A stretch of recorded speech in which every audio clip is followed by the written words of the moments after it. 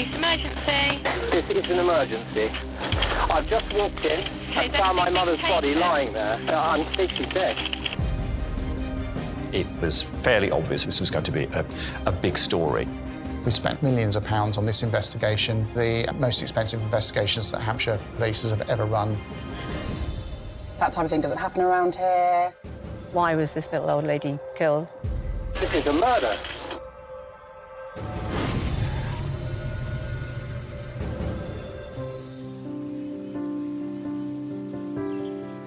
Nestled beside the River Itchen sits the pretty hamlet of Brambridge.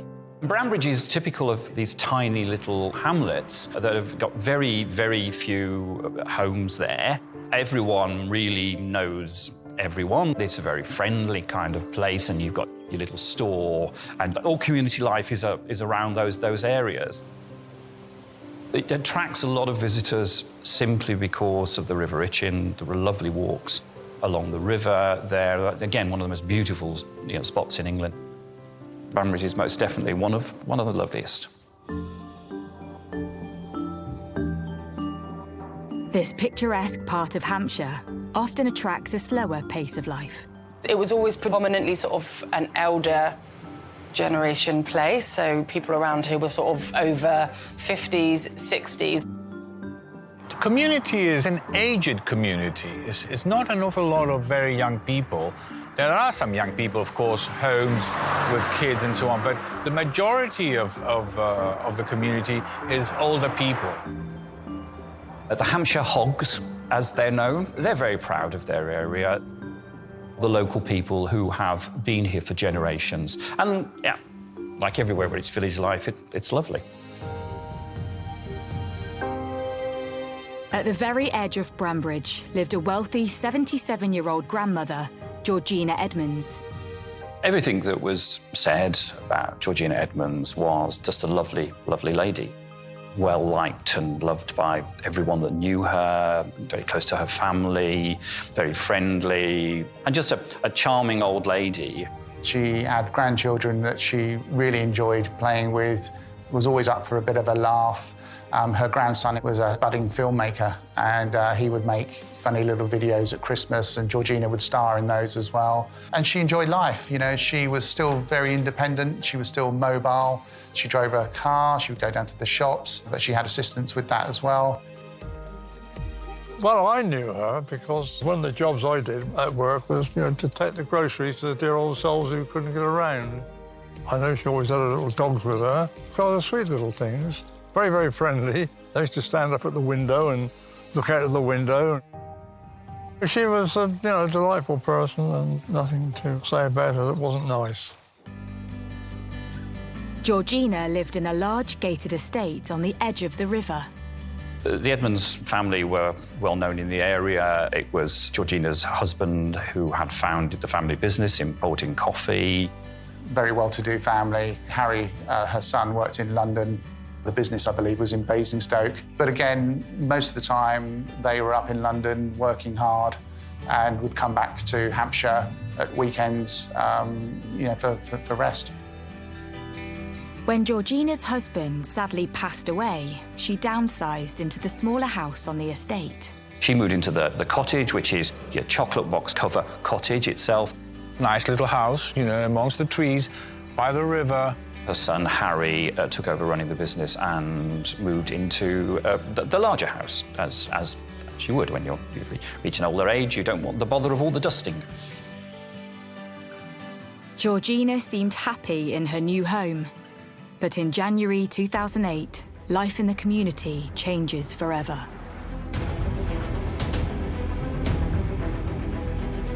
Police emergency. This is an emergency. I've just come down to my house. My mother has a cottage 100 yards away. Right. I've got no reply from her. I've come in through her bedroom window, which was unlocked. She's lying on the floor in the kitchen, and it looks to me as if she's been hit over the head. She looks as if she's dead. OK, calm down for me, sir. What's your name? My name is Harry Edmonds. I'm her son. I've just walked in I came in through the window and I found the house in complete darkness. I've gone through into the kitchen and found my mother's body lying there, and I've been out walking her dogs. This looks like a crime scene to me. Okay, well, try not to touch anything for me. This is a murder. Okay, just calm down for me, sir. I'll send someone else for you, okay? Yeah, please, as soon as possible. I'm sick, she's dead. That's a murder.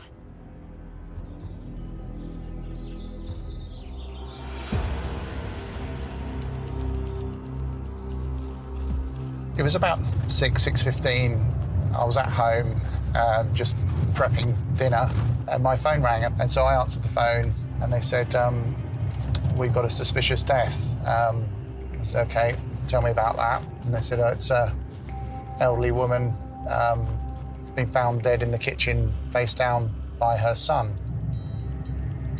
So I jumped in the car, and it was a miserable, wet, cold January night, blowing a gale, driving through these country roads as we are now. Paul Barton, Detective Chief Inspector at the time, arrives at Georgina's address, which is already swarmed with a significant police presence. So just as I'm pulling down here, I can see the blue lights sort of flashing in the pitch black. So I know I'm getting close to it. And then I just come around the bend and there's some more police activity. A police van and a police car, an ambulance, and some tape here, just across the bridge here. So I just pull in where I'm pulling in now, actually. I walked up the drive. It's a short walk up a gravel drive into the cottage. The kitchen door is on the side of the cottage. I just looked in, I could see, sadly, Georgina was lying there face down with a large amount of blood around her, some stab wounds to her neck. So I was satisfied at that point that we did have something that was a suspicious death. A murder investigation is launched, and police maintain a secure perimeter in and around Georgina's home. You only get one go at recovering evidence from a body, and one that is already compromised. There will be a lot of discussion about what should be sampled at the scene, what should be done at the scene, what is going to be compromised by another action. So there will be a lot of effort going into preserving as much evidence as possible. I actually want this road completely closed. And it's one entrance in, one entrance out, but I didn't want anyone else coming across here, and I certainly didn't want the press turning up and having a look. And so immediately what we call a wider cordon was put on, and we blocked the road so that we had complete control of the area. That morning, we went out for a walk, and as we crossed the road where it leads to her house, there was a policeman standing there. There was a car, the road was blocked. And I said, can you tell me what's happening on this road? There's been a murder. When the news broke, it was fairly obvious from the beginning that this was going to be a big story. Neighbours would phone the newsroom and say, can you tell us anything about what's going on? Everybody was talking about it, wherever you went, everybody in all the shops. And there were police everywhere, and you just wouldn't generally see police presence in that area. The 15 years that we've been here, we haven't seen or we haven't heard of a murder, except for this one. This is the first one. I think that was quite worrying because, why? Why was this little old lady killed? What was the reason? So it just seemed very, very random and horrible. It became very obvious very quickly that this was a murder hunt that was out of the ordinary, shall we say. So what led to a murder in this peaceful village? And why would someone want to kill a well-loved member of the community?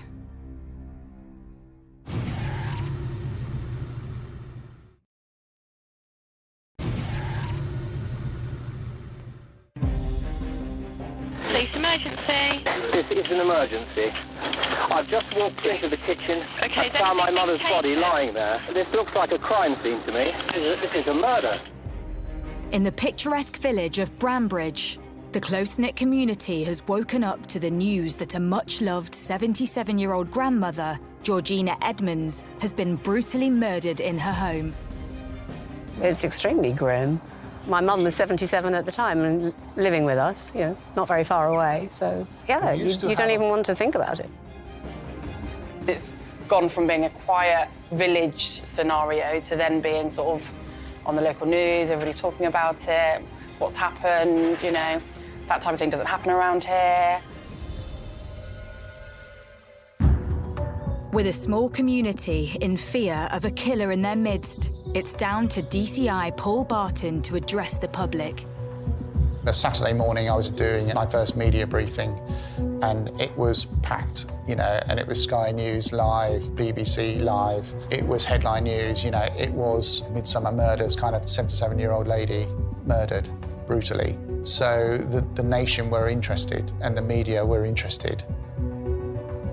Under a national media spotlight, Hampshire police are under pressure to work out who would kill Georgina Edmonds and why. I just start sort of kicking into autopilot. The next thing I'm thinking is, well, who's done this? Who's responsible? Any suspicious incident calls in that area in the last 24 hours? Has the victim been a victim of any other crimes? Is there any sort of domestic violence within the household? What do we know about the rest of the family? What do we know about the neighbours? Was this a stranger murder? Was this someone, though, that she knew? And in such a small village, how did they get in and out of the cottage without being seen? With a killer on the loose, the finger of suspicion is on every member of the community. Everybody asking questions. We had so many people come in the pub at the time. You know, did you hear anything? Did you see anything? Do you know who it was? You know. We go out as the media and knock on doors and try to talk to people and find people that would have known her. When you've only got 5 homes to actually knock on the door, the community, they'll be in shock themselves, actually, about it. With Georgina's son Harry too distraught to speak, it was left to neighbours to speculate what had happened. Had someone targeted her because of her wealth? They had a beautiful house, they had quite a bit of money in the family. And I just remember that, you know, the money, the big house, the jewellery. It was in a dark, secluded area. There was nothing else there. There was another house, I think, to the right, I seem to remember. But that's it.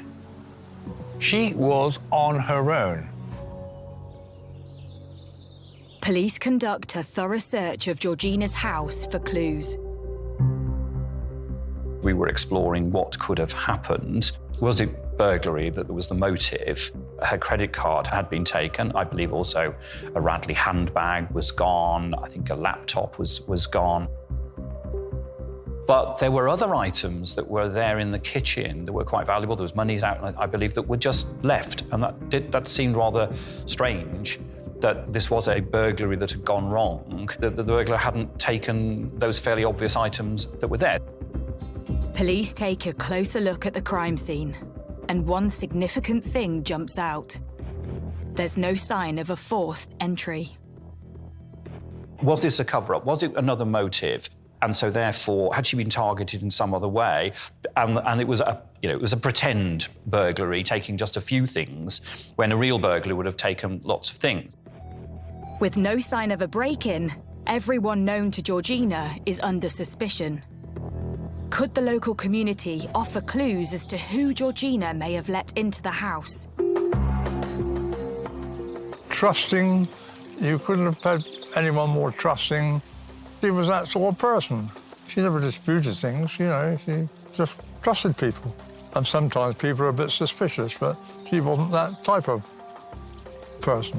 She was the sort of person, and I guess this is of her age, that would keep her door unlocked. You know, she would talk to strangers. If someone knocked on the door and asked for directions, she wouldn't be suspicious. Probably even offer them a cup of tea and, you know, spend time with people. With no obvious break-in, detectives are left to speculate whether this was a random attack by a stranger or by someone closer to home. Quite often, the last person to see the person alive could be the killer. And it is odd that a son comes home and finds their mum dead in a kitchen. I've dealt with other jobs where children have killed parents. You know, they may have been off their face on drink or drugs. There may have been a domestic argument that's then gone too far. He could have had an axe to grind with his mother and he could have killed his mother, and then he's just made up that he's come in and found her dead. Police reanalysed the 999 call made by Georgina's son, Harry. I've just walked in Okay, and found my then mother's take body them. lying there. This looks like a crime scene to me. This is a murder. It's a strange call, I have to say. He's very calm, but he says she's dead. I think it's a murder, he says. And I remember, you know, we played that time and time again, and it's gone out in the media as well. And, you know, a lot of people thought that was strange. Police bring Harry in for questioning to establish his movements in the hours his mother was murdered. He tells detectives he was at work all day and did not return home till 6 p.m. He was concerned because he hadn't heard from his mother all day, and I think he'd been trying to call her. And he went to the cottage and it was in darkness. Harry's managed to force open the ground floor window, I think into Georgina's bedroom. He climbs in, goes into the kitchen and finds Georgina lifeless on the floor in a pool of blood. Harry's story is quickly verified. Police are still no closer to establishing who had gained access to Georgina's home. So they release CCTV footage of Georgina the day before her death, which shows her holding a handbag, which is now missing, and urge the public for help. To be honest, most people were pretty appalled anyway, just the fact that an old lady had been murdered without knowing the detail. And generally, everyone was trying to be as helpful as they possibly could. Well, it was a huge community thing, and they had big things in the village hall. So everyone got together, they all went out searching. Everybody was sort of part of it. Everybody searched, everyone went and looked, and yeah, all together really as a community. Despite the community's best efforts, Georgina's handbag isn't found. But post-mortem results help police identify the cause of death. Could this lead to clues as to her attacker? On one level, the death of Georgina Edmonds pathologically is straightforward. She has been struck on the head with a heavy blunt object. Ultimately, it was identified that that was a marble rolling pin. A heavy weapon, a good sort of thing to use to cause damage. But on top of that, you then have the incised wounds, the cuts to the body, inflicted with a degree of deliberation. And you don't really have defensive type injuries.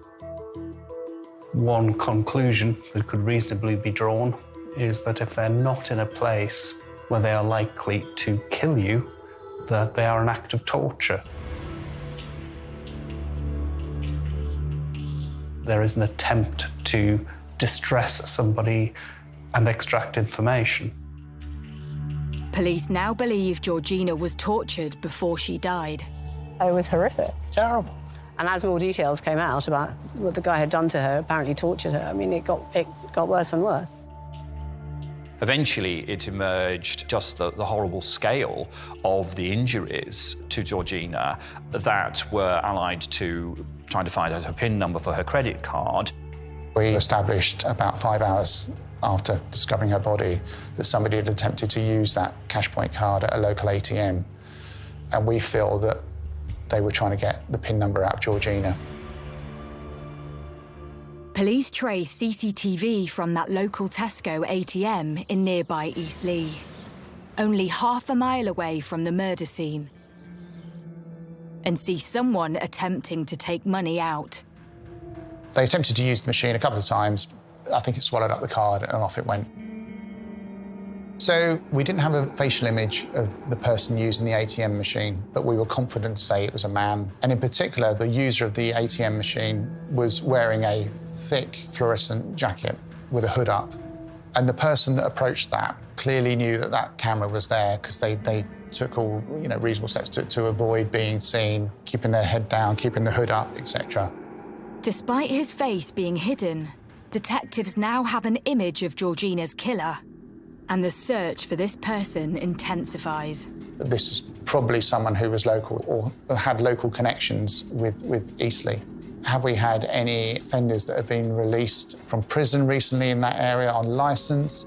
Have we got any registered sex offenders or violent offenders that are in that area? Luckily for me, the duty detective sergeant happened to know that there was a bail hostel called Elderfield House, which was pretty much at the end of the road from Brambridge leading into Otterbourne Village. It's the sort of place that you wouldn't expect to find in an affluent village like Otterbourne or Brambridge, and there are some unpleasant people there. Behind those trees is Elderfield. You can just see the rooftop over there. These are people that had done time in prison, and after their term was over, they've sent them here. It's a halfway house, basically. It's a halfway house. It was somewhere where they could sort of spend time and sort of rehabilitate and get back into normal life. And they would hang around in groups and get very drunk. And it was not nice. It was quite a bit unsettling. It is of some concern in that you don't know what's going to happen next. You would often get some of them escape, or they would then get out and they aren't supposed to be out. Danger, I guess it was described as. Police questioned the residents of Elderfield to establish their movements on the night of Georgina's murder. There were 4 people that were unaccounted for that night. I think 3 had come back late. Within 24 hours or so, we declared 4 people as suspects from Elderfield House. And we arrested them, searched their rooms, brought them back to the police station, forensically examined them, and then put them through the interview process. After hours of questioning, it soon becomes clear to detectives that 3 of the suspects had clear alibis and are released without charge. But the 4th did not return to Elderfield for 24 hours during the night Georgina was murdered. And his clothing is of particular interest to police. CCTV showed this fluorescent jacket, which was really key. And in our search in Elderfield House, we established that one of the residents who was unaccounted for on the night was wearing a big fluorescent jacket. He had previous convictions for murder or manslaughter. And so he was of particular interest and excitement to the team at that time. But police are able to verify the 4th man's alibi, and he is released without charge. And with no suspect or clear motive, fear begins to escalate across the local community. It's unsettling. It's unknown because the police don't tell you exactly what's happening, especially when they say, well, we haven't found him yet, we're still looking out for him, So where is he? It was quite scary. My family were saying to me, don't go out on your own at night, don't go out to the car park on your own. It definitely makes you change the way you behave, the way you think. For ages, people didn't go to the garden centre. That was really affected by the whole situation, because I just think people thought it was a dangerous area to go to, so they didn't go there. They were getting more and more concerned and worried that this is someone still here then, is it? Are we to believe that this is a stranger or someone that was passing through, just happened to pick the cottage, just happened to find that the door was open, going there, carry out this terrible crime, and then just drive away and leave the area utterly and completely, and that's it? Or is it more likely that the perpetrator is still here amongst us?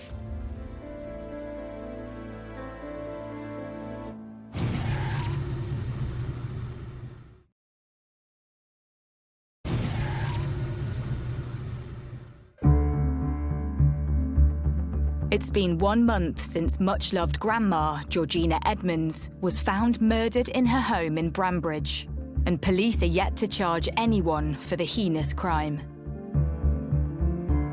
It was in the media daily, you know, any newspaper stack you saw it. It was on the news, it was on the radio. We had boards up everywhere, and if you lived in the area as well, you couldn't miss it. Everyone knew what was going on. I think at the time there was an urgency to get this one done, to get it sorted. The only sighting detectives have is by a Tesco ATM machine in nearby Eastleigh. And so the investigation to find this man spotted on CCTV escalates. We knew that Georgina's card had been attempted to be used. Then obviously that, for me, becomes an area of concentration for house to house. So we had police patrols in the area, certainly at the Tesco Express. We wanted to capture anyone that was there at the material time. So we obviously pulled the CCTV from the petrol station itself. We could read all the registration numbers of the cars coming in. And then we had the obvious houses sort of adjacent to Tesco Express and then right opposite. And so I decided that we would focus house to house in that area as well, knocking on doors. Again, good old-fashioned detective work. And it isn't long before one address catches police attention.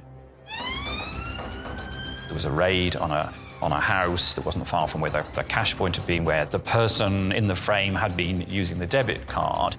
There was a particular address not a million miles away from the ATM machine where a man lived up until the point of around about the 11th of January and then disappeared.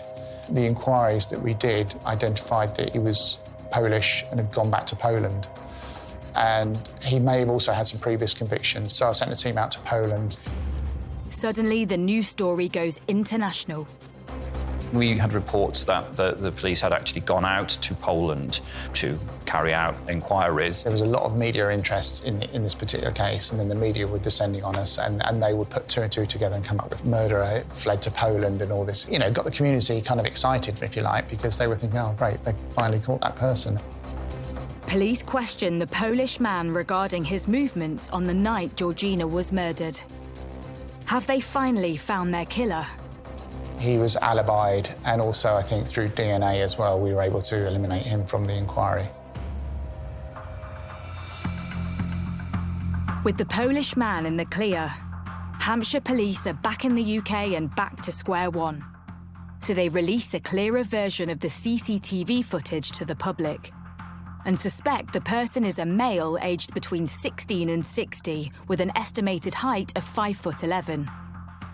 The hunt for this man accelerates to new levels. We wanted DNA swabs from males matching that description to come forward. Our view was, if you've got nothing to hide, come forward. You can't force people to do that kind of thing. But what this did, of course, was to add to the suspicion in the community.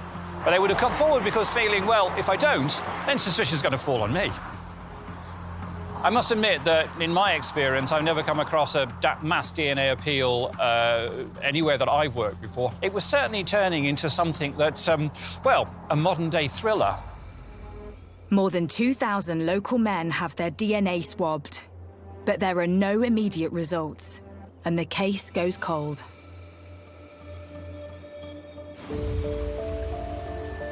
Two and a half years later, and Georgina's killer is still at large.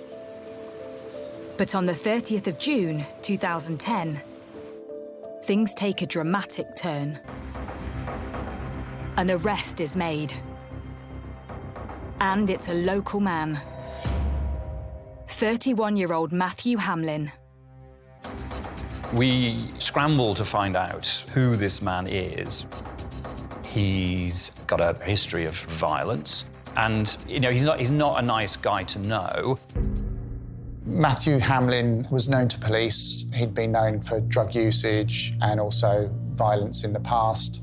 He had a off-on relationship with a local girl. In fact, he'd had an argument with her and resulted hitting her with an ironing board, and she moved out of the home.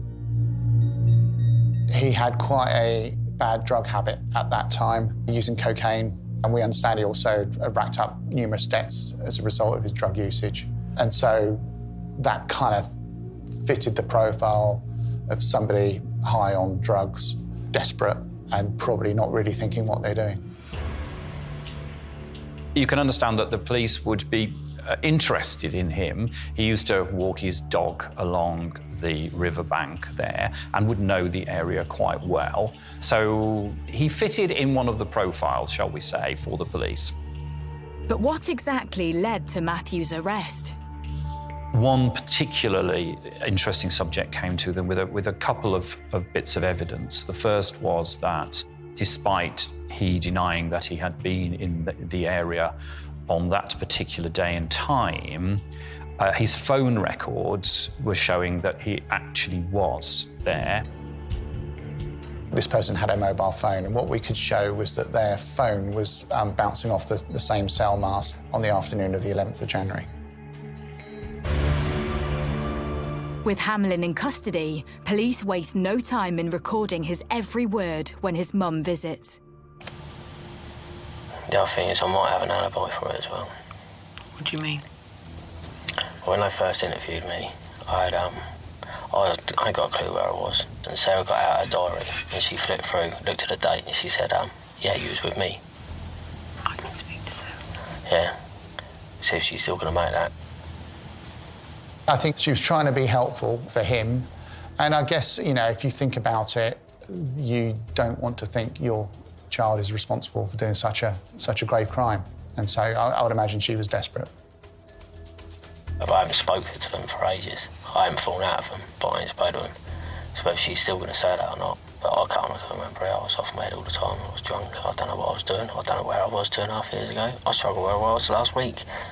It was quite clear in that recording that he was trying to manufacture an alibi at that time that would take him out of the area at the material time when Georgina was murdered.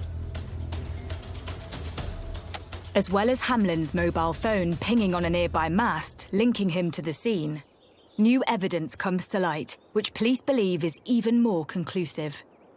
The other bit was partial DNA that was found on the rolling pin, and also, I believe, on a small part of her clothing. That was a partial match to this particular subject. Putting the two together, and he came right to the top. Eventually, the scientists were able to show some components of that mixed profile were 2,600 times more likely to be attributable to Matthew Hamlin. We were fairly confident that Hamlin was responsible. After a manhunt that lasted years, it seems police have finally found their man. And Matthew Hamlin is charged with Georgina's murder.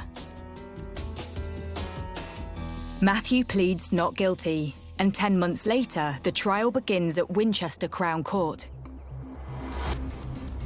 You're nervous, you're excited, you've got the victim's family up in the gallery, your QC opens up the case, you hear what's being said, and you sit back and think, that sounds pretty good. You know, if I'm on the jury, I'd be thinking, guilty. The prosecution lay out a mountain of evidence against Matthew Hamlin. And after a 3-month trial, the jury returns with its verdict. When the call came through, I remember the news desk saying to me, it's not guilty. At that moment, it was one of those moments in the newsroom where you get that stunned silence. They don't happen that often. So when they do, and when it's such an important case like that, you can't really describe it. It's just a punch in the guts, you know. Yes, professionally, you're disappointed for yourself, you know, and your team, but it's the family, you know, you really feel for. And, you know, you do question, could we have done more, you know? Did we have the wrong person, you know? Is there somebody out there that's done this that we haven't caught? And you think about the community. The community had lived with this for 4 years. They believed that the monster amongst them had been caught and was now going to get his just desserts. And now it wasn't. And according to the court, he's not the monster at all. Well, who is the monster?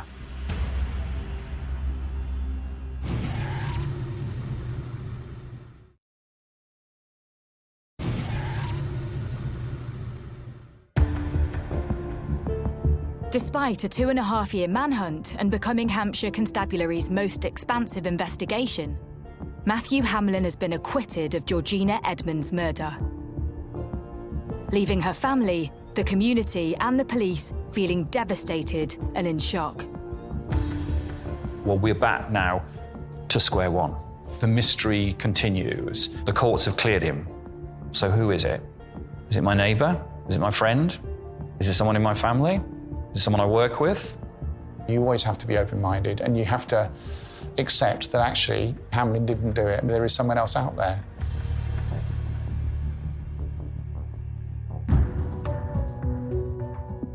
With the case unsolved, The possibility of the killer getting away with murder looms over police. Are the police looking for anyone else? Is the case closed? And the police were quite adamant that the case remained open, that they were carrying on their investigations. So obviously we have a debrief. We'll meet with counsel as well. We'll speak with the family. We will conduct a review of that investigation to see if there were anything we missed, anything we could have done, mainly because so lessons can be learned, because once somebody's been acquitted, that's it. Detectives go back to the drawing board and relook at all the evidence they have collated over the years and examine what went wrong. We spent millions of pounds on this investigation, the most expensive investigations that Hampshire Police have ever run, and the forensic budget was through the roof. Beforehand, they had looked for his DNA on the marble rolling pin, but graphically there was so much of Georgina Edmonds' blood on that blurred everything, and they got just a partial sample. And then from another small part of her clothing, where again it was a partial sample.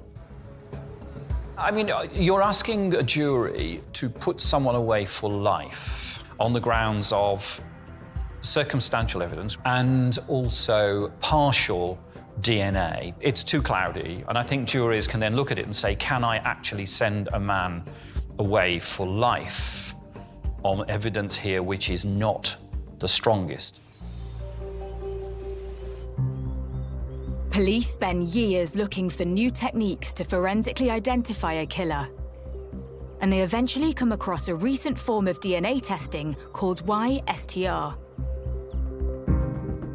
which extracts the male DNA profile from a full DNA profile. It's a simple process, and it's almost sellotape on clothing and points of the body to remove skin cells. So it's fairly early on in the exhibits that we've taken of the left sleeve of Georgina's blouse, which would have had skin cells on there. And so the decision was taken to look at those skin cells and examine them, because we hadn't done so far. We'd done the waistband, but not the sleeve. And then obviously it went for analysis, number crunching, etc. And it came back with a full male profile.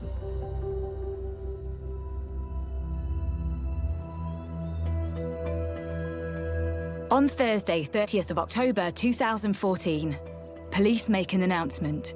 They have arrested and charged a suspect for the murder of Georgina Edmonds.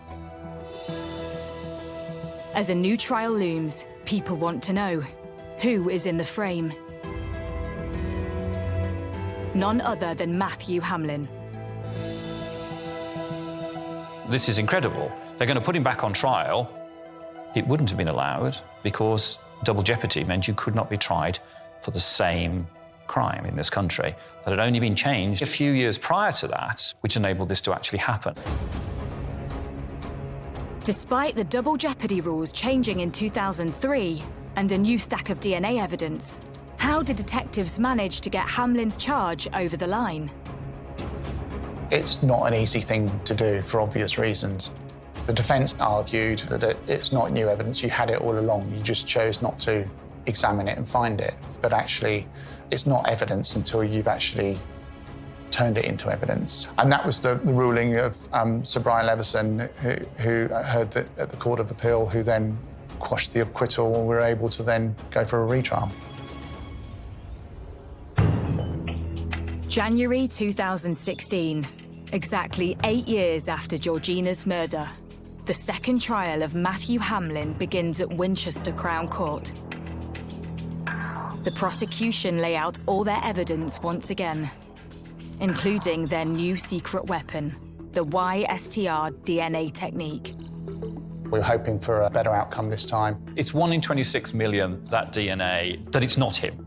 And when you describe that, you know, there's 26 million to 1 is this person, I think it was a fairly easy decision for the jury to make. Layered on top of that was, obviously, he was a local person, violent background, and obviously the phone was bouncing off the mast at the time. Despite presenting their new evidence in court, there are many in the community who are unconvinced that Matthew Hamlin is the killer. At the time of the second trial, Matthew is a changed man. leaving behind his days of drug taking, working full-time as an electrician and raising his family. And after a grueling 6-week trial, the jury retires to consider the verdict. When you do get to court and the prosecution and the defence have had their say and the judge has summed up, you still get a bit nervous, even though you just know in your heart of hearts that it's a really, really strong case. So we can't speculate, we can't talk to people about, well, you know, what do you think this time? Do you think he's going to get off a second time? On the 23rd of February 2016, the jury return with a verdict. 8 years after Georgina Edmonds, aged 77 years, was found dead at her home in Banbridge, Matthew Hamlin has today been found guilty of her brutal murder. It was just a sense of relief and just great work, and so many people, bear in mind this investigation had gone on for years really, and so many people have got involved in that investigation. But it was just such a nice feeling. Throughout this entire investigation, we have been absolutely determined to prove beyond reasonable doubt who committed this horrific crime. After the discovery of new evidence and presenting it to the Court of Appeal, we were able to try Matthew Hamlin again for the murder of Georgina Edmonds. The whole prosecution team were determined to find justice for Georgina, and today that has been achieved. Being stood there, listening to Harry address the media and just say some really nice words about me and my colleagues and Hampshire Police and all the work that we've done to get justice for the family. So yeah, just a great feeling. The entire team of police officers, police staff, prosecution barristers, forensic scientists and colleagues from the Crown Prosecution Service have been absolutely dedicated to putting together the best possible case that could be put before the court and the jury. Every moment has been worth it to see justice finally served and the killer of Georgina Edmonds behind bars. Thank you. With Matthew Hamlin finally behind bars, the question that still puzzles the community is why would he want to end the life of Georgina Edmonds so brutally, torturing her before battering her to death?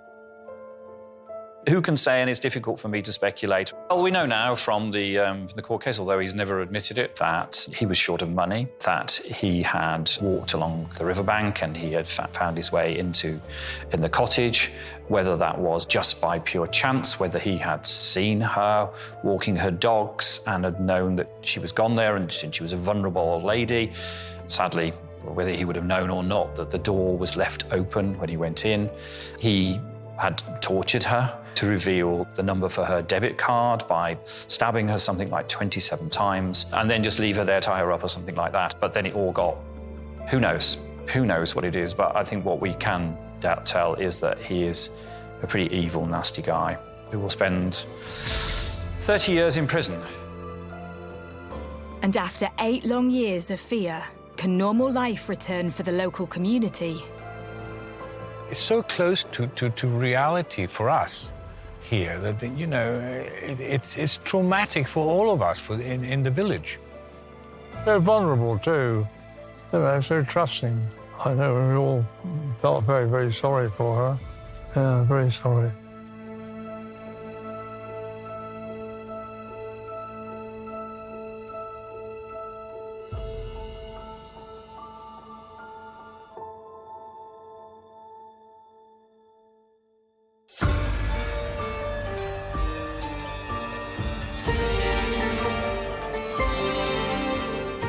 It's Ethan Hunt's toughest choice yet. What's more important, his job or those he cares about most? With out-of-this-world stunts, the BAFTA-nominated Mission Impossible: Dead Reckoning is available now on Sky Cinema.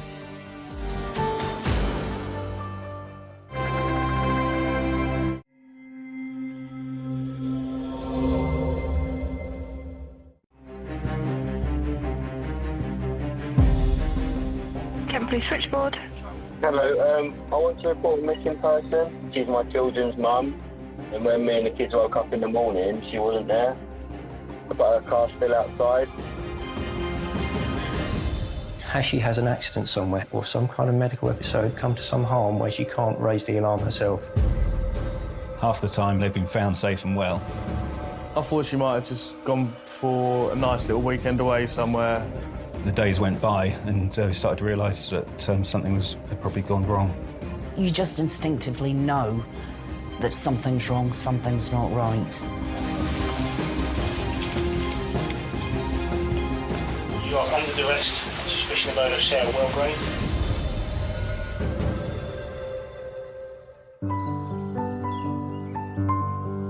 In the middle of the Kent countryside lies the quiet residential area of New Ash Green. New Ash Green was built in the 1960s and 70s as a kind of model village. It's a sort of nice bit of suburbia that's been plonked in the middle of the Kent countryside. Nice place to live, for bring up families, there's sports clubs, pretty quiet. There is quite a strong community there. Everyone knows each other and supports each other.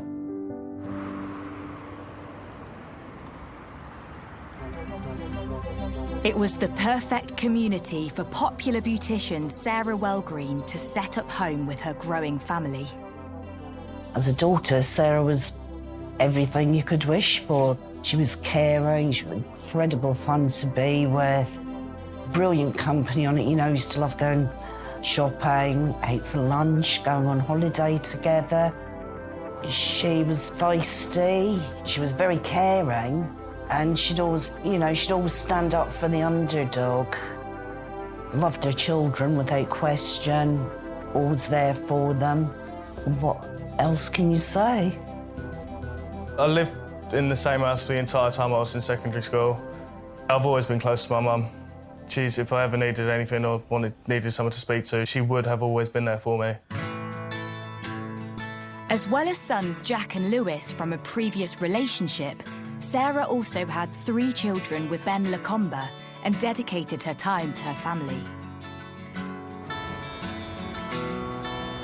Sarah worked incredibly hard for her children. She had her day job, but she also had clients in the evening and at weekends, so she had her official clients at work, she had unofficial ones, and everything she did for her children. If you went out shopping for the day, invariably the money would be spent on the children. She always made sure they had good holidays, Halloween, Easter, birthdays, never missed a thing. My mum, she always used to provide for us. She'd rather go without and see us have everything that she could give us, really. She'd always put us before herself, and it really did make her a good mum. It was great. I was proud of how she was and the woman she was. The couple's dedication to their children meant that when their relationship broke down, they decided to do what was right for the kids. They were going to co-parent the children together and just have different rooms in the house and just bring their 3 children up together in a household where they'll have their mum and their dad.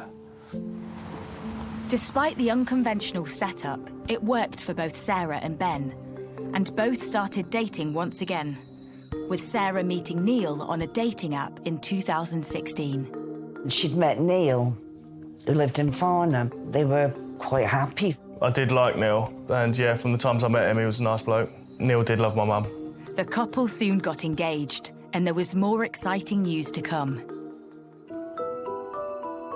In October, she phoned me up. She was really, really happy. She's just got this brand new job, pays more money, she'll be better off, the kids will be better off, she'll be able to help me out more with anything I need. So she was really excited to start it. So everything was looking up for her. And she was absolutely thrilled to bits with it. She couldn't wait to get started. And that was, like she said, it's in the next phase of my life now. On 9th of October 2018, just before 8 p.m, Sarah returns home from work still on a high about the new job offer. She'd come home and she'd been seen arriving, went into the house. She went to bed, texted a boyfriend, sent a few text messages to other people. She told a friend that there's always something to look forward to. You've just got to open your eyes and dream. The following morning, Sarah's boyfriend Neil texts Sarah, yet he doesn't receive any reply.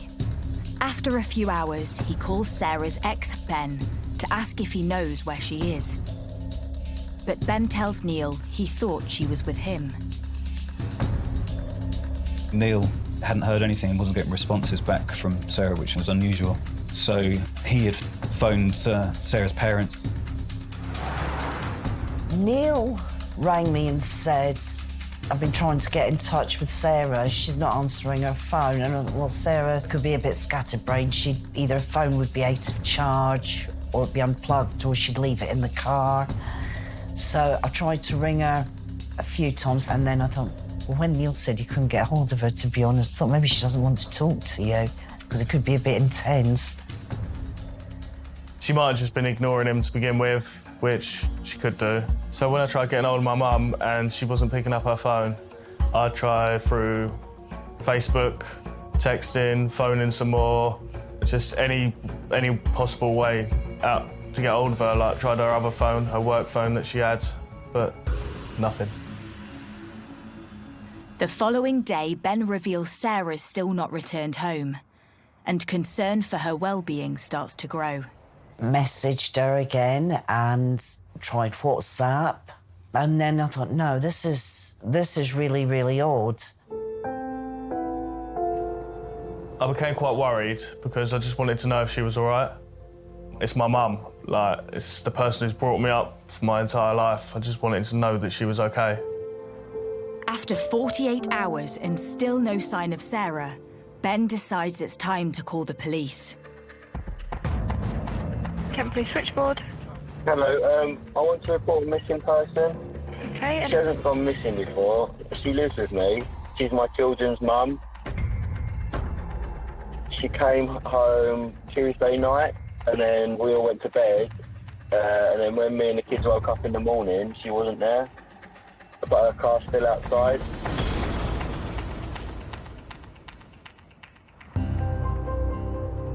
On Thursday, the 11th of October, Ben Lacombe contacted us to report Sarah had gone missing.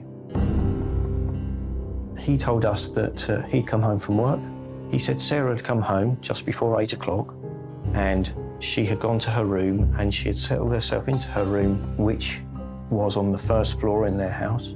They stayed in separate rooms in that house. He told us that after putting the children to bed in the evening, he went to bed himself in the loft converted bedroom. And he said he went to sleep, had a full night's sleep. He'd woken up in the morning and found that Sarah's car was still at the address that she was missing. After Sarah had been reported missing, officers attended the address and we began a missing person investigation. Officers turned to Ben for help to piece together Sarah's last known movements, but he said he fully expected to see her the next morning, as it was a special occasion. He wasn't expecting that Sarah would be gone. In fact, that day was one of their children's birthdays, and they had plans, and he'd expected her to be there. Officers carry out a routine search of Sarah's bedroom and immediately notice something. What we did find was that Sarah had left behind not only her car, but her car keys, her house keys, her purse, her cash, her bank cards, her handbag. In fact, everything that anybody could tell us that Sarah had was still at the address. Certainly, it looked like she'd gone out without any planning, leaving everything behind. Concern was now growing. There was no way she'd have gone out and left her keys behind. The minute I'd realised that she'd left her handbag behind, with a purse, car keys, and so many other things that Bank Sarah, cards. of all the people, would never have gone without any of those things.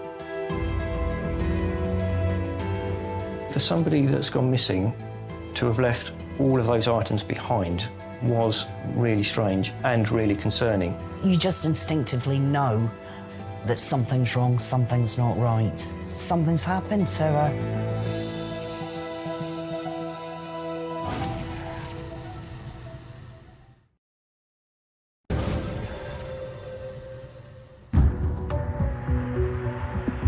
In the quiet suburban area of New Ash Green, concern is building over mum of 5, Sarah Wellgreen, who has been missing for 2 days. With her life seemingly looking up, a new job and a fiancé, police need to ascertain what would make her disappear. So establish a timeline of Sarah's last known movements on the 9th of October, the day she went missing. It was a normal day for Sarah. She had taken her children to school that morning. She'd then gone out to meet some of her clients. She was a beauty therapist that used to meet some of her clients at their home addresses, so she went out and saw some of those people and generally had what her family were telling us was a normal day. Sarah drove home and went into her home address. She'd settled herself into her bedroom. We know that she'd phoned her friend, and then she was settled down for the night. When she disappeared, the next morning there was contact between various people who knew her. It was agreed that if she didn't return that day or by the next day, that Ben Lacombe would telephone the police. Kent Police Switchboard. Hello, I want to report a missing person. She's my children's mum. Concerned that her disappearance was out of character, police issue a missing person appeal to the public. Well, I first became involved when we received a press release from the police initially about a missing person from New Ash Green. They said Sarah Wellgreen had gone missing. There were concerns for her welfare.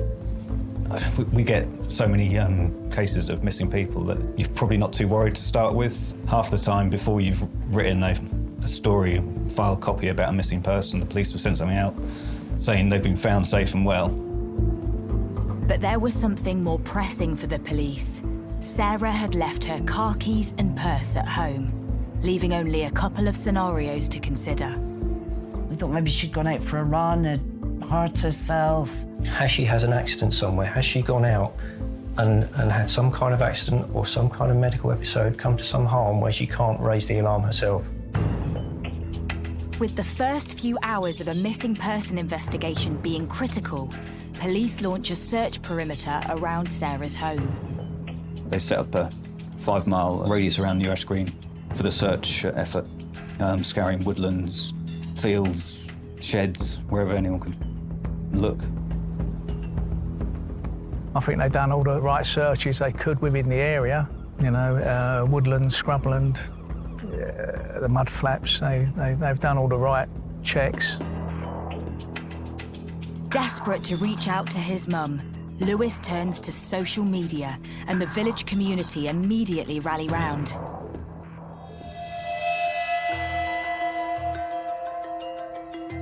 Lewis put a call out on Facebook one evening saying his mum was missing and had anybody seen her? And I was thinking, oh, you know, something needs to be done. So I phoned the pavilion. They said, yeah, we can meet people there. We put a shout out on Facebook. I think the whole village answered the call, really. Everyone turned out. The response I got from the post on Facebook, it went quite far, very, very quickly. It was shared hundreds of times. It got all over social media so quickly. And then it got put into the papers and everything like that as well, just from one little post like that. There was hundreds of people that went. Most of the village in New Ash Green went, and from the surrounding areas went as well. It did give me hope that I would be able to see my mum again.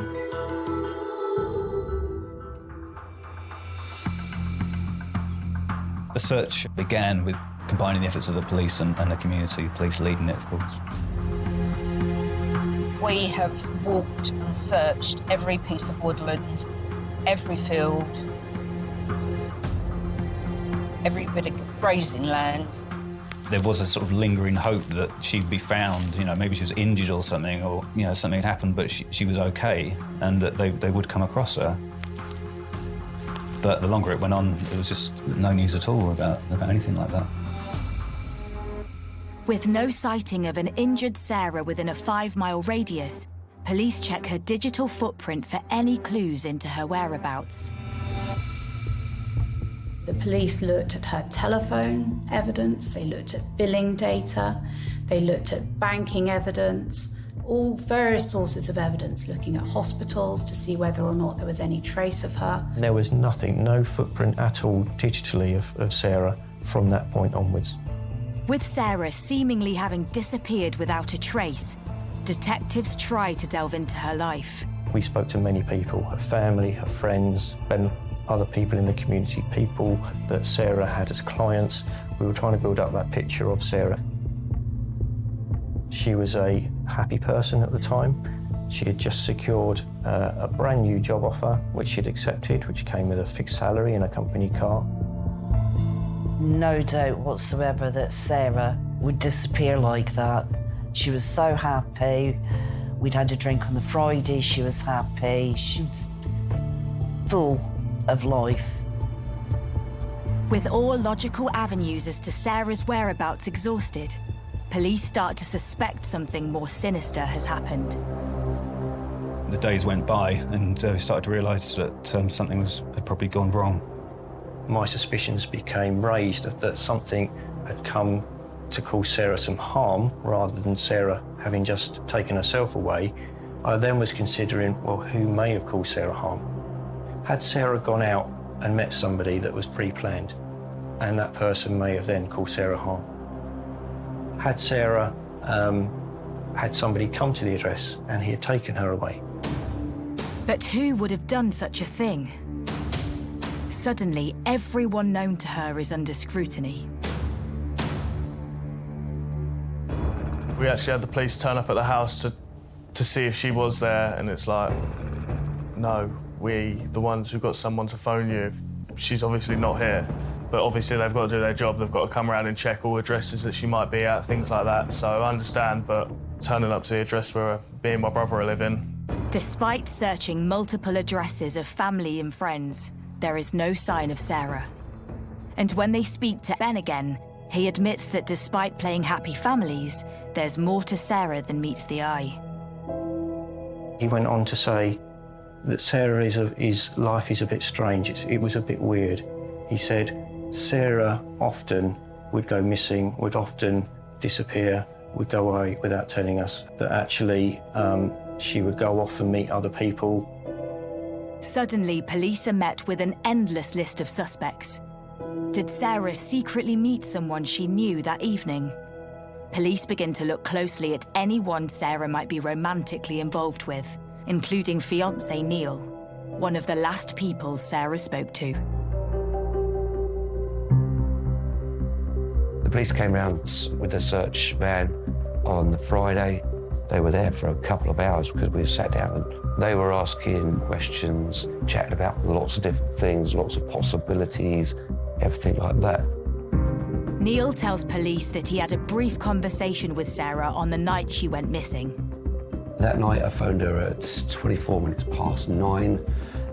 We had a 15-minute conversation and then we exchanged a couple of texts after that, which was normal, and then we said goodnight. Detectives check his phone records and confirm these calls, but he still needs to prove he was at home in Surrey when he made the calls. I had my daughter, who at the time was 3, overnight anyway, and so they knew I wouldn't take a 3-year-old all the way over to Kent around the M25. As I said to them, look, if that's any concern, then just check the M25 cameras. Neil's story is quickly verified, so attention turns to other friends and acquaintances. We had a lot of people involved in Sarah's life, and we did a significant amount of work to show how they could not have been there that evening. They could not have been with Sarah that evening. And in all of the evidence that we found around Sarah, through her messaging, through her contacts, through her phone, we had nothing to say that Sarah had made any plans that night to go anywhere. There was nothing to say that she'd gone out. 1 week into the investigation, and Sarah remains missing. You struggle to take it all in to begin with. There's just so much, so many people trying to get hold of you, message you to make sure you're okay. It's hard to explain in a way of how it sort of makes you feel, because you're a mixture between angry, upset, worried, and you just want to know where she is. That's all it is. You just want to know that she's okay. The desperate search for Sarah intensifies. Police trawl CCTV cameras from neighbouring homes in the village on the day Sarah disappeared. We captured on CCTV some footage that we were able to see from a neighbour's address. Sarah drove home and she parked her car outside her home around 5 to 8 in the evening on that Tuesday. She then went into her home address. Police keep watching the CCTV, and suddenly all becomes clear. And it was from that moment that he became a suspect for potentially harming Sarah.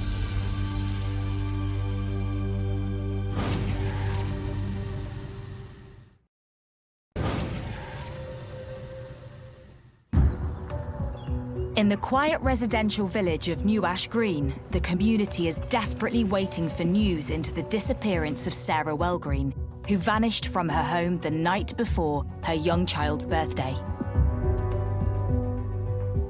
Ben Lacombe says Sarah returned home from work and both retired to their separate bedrooms. When he woke in the morning, she had gone. But a neighbour's CCTV camera reveals something unusual at 2 a.m. on the night of her disappearance. The CCTV imagery demonstrated captures of a vehicle which was in all ways similar to the vehicle driven by Ben Lacombe, and it had, because it was a taxi, a distinctive logo on the driver's side of the door. And one of the captures, although it was very grainy in the night, had a blur consistent with that same logo. With some expert commissioned work around the imagery that we've got and comparing that to the vehicle itself, we had very strong evidence to say that that footage was that vehicle. Believing the vehicle to be Ben's taxi, detectives trawl CCTV and ANPR cameras in the neighbourhood in an attempt to follow the vehicle's movements. His taxi had been caught on CCTV cameras going out of New Ash Green and down country lanes, going south and finally at Plaxell Green Lane, at which point it had kind of disappeared. And then a little while later on, there were captures of an almost identical vehicle travelling back the other way. And that was key because there was no vehicle that went out and back in that way. So we now had Ben Lacombe's vehicle on the move between around 2 a.m. in the morning to around 4:30 a.m. in the morning, the night that Sarah had gone missing. So why was Ben Lacombe's vehicle moving for 2.5 hours or so that night when he said he was alone and asleep in his own bedroom all night? Despite neighbour CCTV capturing his vehicle return at 4:30 a.m, was it really Ben who was driving it the night Sarah vanished? Detectives rewind the footage to see if anyone else entered the property before Sarah arrived home. Ben Lacombe told us that he'd come home from work. CCTV footage showed that he came home about 5:10 in the evening. Detectives keep watching, but no one else is seen entering the property before Sarah arrives. But it was the neighbour's CCTV which flagged up another interesting detail. Ben Lacombe had a sophisticated CCTV system installed at his own address. From the neighbour's CCTV, we were able to see, going back and viewing 3 months' worth of footage, that the CCTV cameras on Ben Lacombe's house was on almost every single night running up to when Sarah went missing.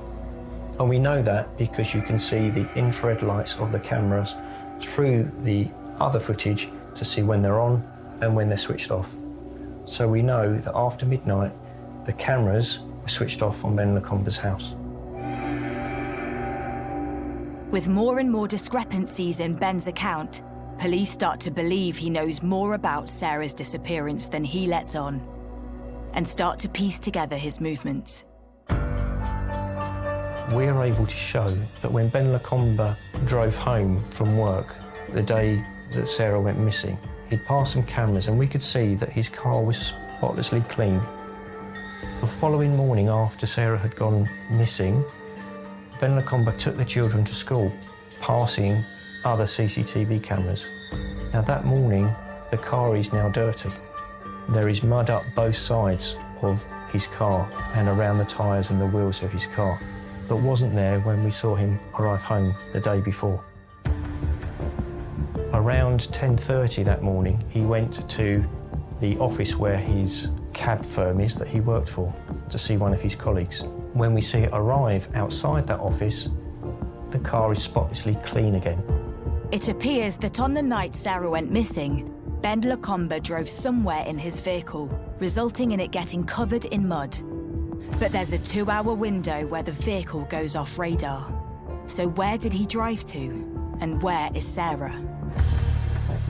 Having carried out some good old-fashioned detective work, and despite not having found a body, police make a decision. So it was on the Monday, doing a formal review of what we had so far, that we moved the investigation from being a missing person investigation into the next day, when it became a homicide investigation. They said they weren't going to do a television appeal, and I thought, they know something's happened. And Anya, you just know that you're not going to see her again. You know that.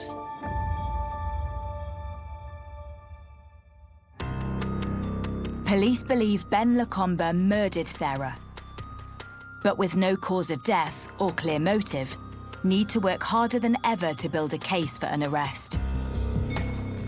Phone records prove Sarah sent her final text at 10 p.m. Their home CCTV was switched off at midnight, giving Ben a 2-hour window in which police believe he killed Sarah, before putting her in his car and driving off. The defendant having driven to some kind of deposition site, a grave where he had disposed of Sarah's body. And then returned along the same route, where he's picked up again on CCTV. There was mud on his car the next day, which he had cleaned off promptly before going to the taxi office. It was a pre-planned murder that Ben carried out. He killed Sarah.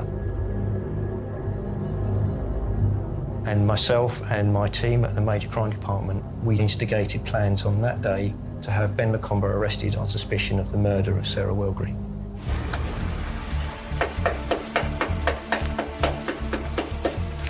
Please, can you open the door, please? Morning. Reports of the missing. Your arrest is necessary to allow you to be questioned about the offence. Understand? Understand that? Okay, you don't have to say anything. My harm defence, your maximum question later on in court. Anything you do say may be evidence.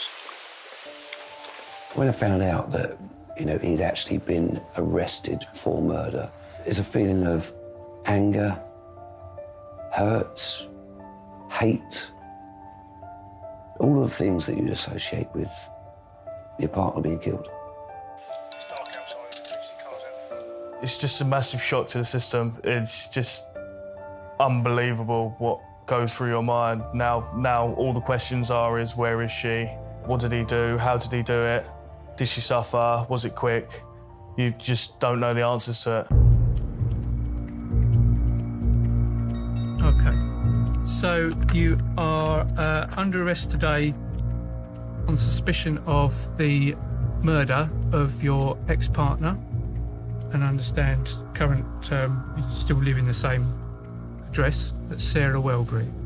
Now, as I say, you're here on suspicion of murdering her. We believe she may be dead, and that may be at your hand. So, did you kill her? The pressure is on to find Sarah's body, establish a cause of death, and prove a motive to enable police to charge their suspect. It was a vast operation, and one that has involved help from not only officers and staff from across Kent Police, but from across other forces nationally, using experts from the fire service, the marine unit searching water, searching confined spaces. We've searched around 1,400 different areas. We haven't found Sarah. With searches proving fruitless and the clock ticking, detectives press Ben further. So, I'm not clear at the moment, Ben, whether you're just trying to think of an answer or whether you've decided not to answer the question. He remained utterly silent. He did not answer any of our questions. He did not give us any information. He stayed absolutely silent and stared at the floor through 7 hours worth of interviews. After failing to answer any questions and despite no body being found, police charge Ben with the murder of Sarah Welgreen. But what really went on that night? And why did their once-loving relationship end in such a tragedy?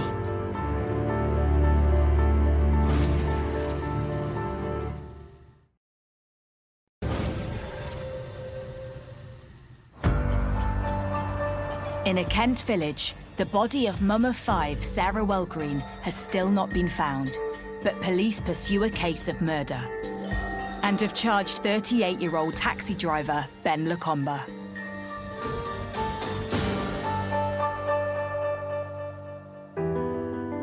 It's hard to believe that it's happening to you. I know you see things like that, everything going on in the news and see it all in the newspapers and things like that all the time.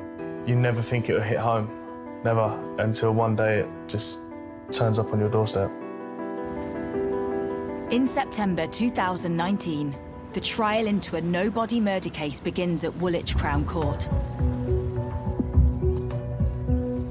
When you prosecute a case in which the body of the deceased has not been found, it presents unique challenges in the trial. And those challenges is to demonstrate that the defendant that you're prosecuting is responsible for killing the deceased.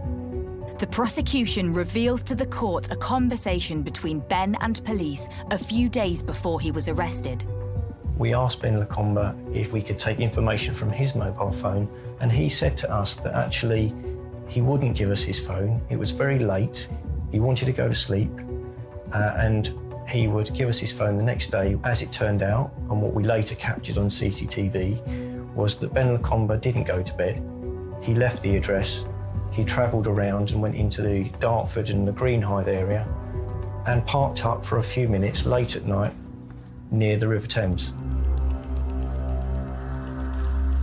There was CCTV footage of the defendant in the pouring rain, desperately trying to get rid of something. And the prosecution suggested that that was the defendant trying to get rid of his own telephone. We knew from other evidence that he had purchased a new telephone in the days that followed Sarah's disappearance. And he was obviously keen to get rid of his own telephone, a telephone which could have given the police an indication of his whereabouts on the night of the 9th of October. The prosecution reveals further evidence linking Ben to murder. Although the police didn't know exactly what had happened to Sarah's body, they knew that there had been a period of an hour and a half or so where that vehicle had disappeared. And it seemed likely that as part of the planning, Ben Lacombe had already chosen where it was he was going to dispose of Sarah's body. It may even have been that he had already dug her grave. When we did a search of Sarah Welgreen and Ben Lacombe's home, we found a very large shovel in his shed. The defendant's account of why he needed a shovel of that type at his trial would later become that the shovel was there for his mother to use to tend to the flower beds at the front of his property. Well, on any view, the flower beds at the property didn't require a shovel of that size, and the explanation given just simply wasn't a credible reason for having a shovel of that type. But it was a shovel that was relatively new in its appearance and was consistent with the type of implement that someone would use to dig a grave quickly.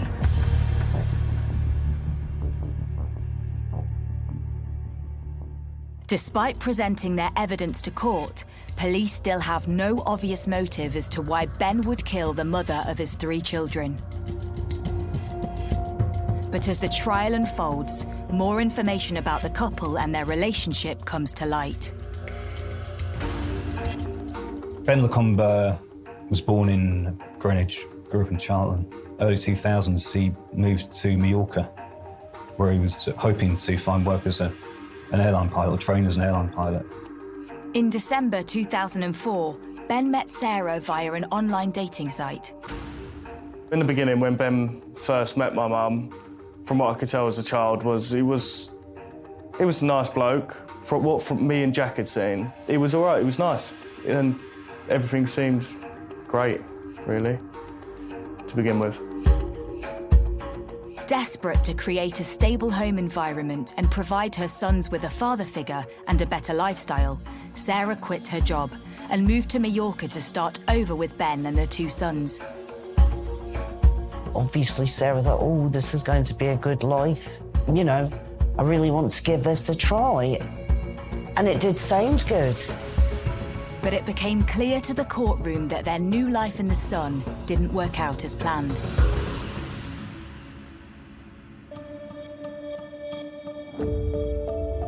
Unable to speak the language, Sarah couldn't get a job and missed her family and friends back in the UK. Ben's dream to become an airline pilot failed to materialise, and instead he worked a low-paid airport job. In the end, they moved back to England. By that point, they'd had their first child together, and they moved to New Ash Green. The couple settled into village life. Sarah got a good job while Ben started working as a taxi driver. But cracks soon started to appear in their relationship. They muddled along, arguing, bickering, fighting for months after that. And they finally split up. Sarah had made her mind up. She'd had enough. But if Sarah thought splitting with Ben was going to be easy, she was mistaken. He threw her, Lewis and Jack out on the street, keeping their 3 youngest children inside the house with him. I was angry with Ben, but that had been built up through a few months of just listening to the arguments and things like that, and then that just throwing us all out, it was just unfair on us, really. We had nowhere else to go. The next morning, Ben already had a court hearing arranged, and he stated in court that Sarah abandoned her children. Could he have custody? And he was awarded custody. It was all pre-planned, and Sarah could not defend herself because she did not know what was happening. Distraught that she no longer had access to her youngest 3 children, Sarah and her 2 eldest sons moved in with her mum and stepdad. We were absolutely devastated. You see your child crying and you can't help them. And we literally scraped up everything we had to go and see a solicitor. But things took a positive turn for Sarah in August 2016, when she was awarded full custody of the children. Not only that, she met boyfriend Neil.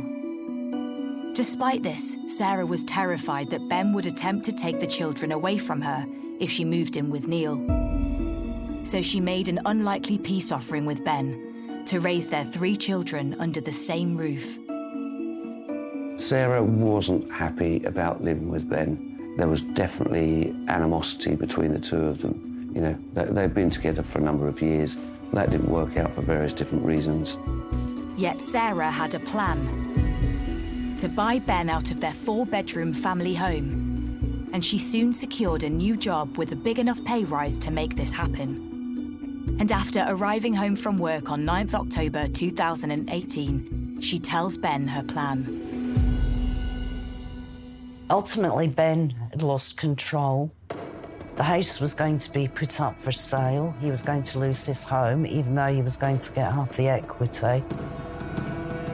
And he'd lost not just, the property which he loved so much, but he'd lost control of the children. When you look at Ben Lacombe, he would have been left with almost nothing. Because he would have found himself in a position that Sarah was in not long before. And I think that probably pressured him into doing something stupid. Ben was the only one that would have a motive for killing Sarah. Nobody else.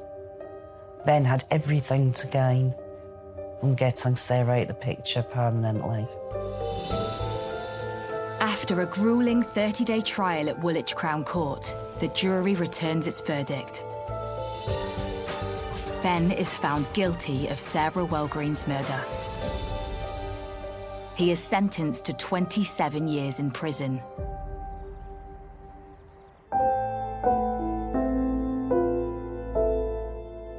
"27 years for Ben Lacombe is not enough.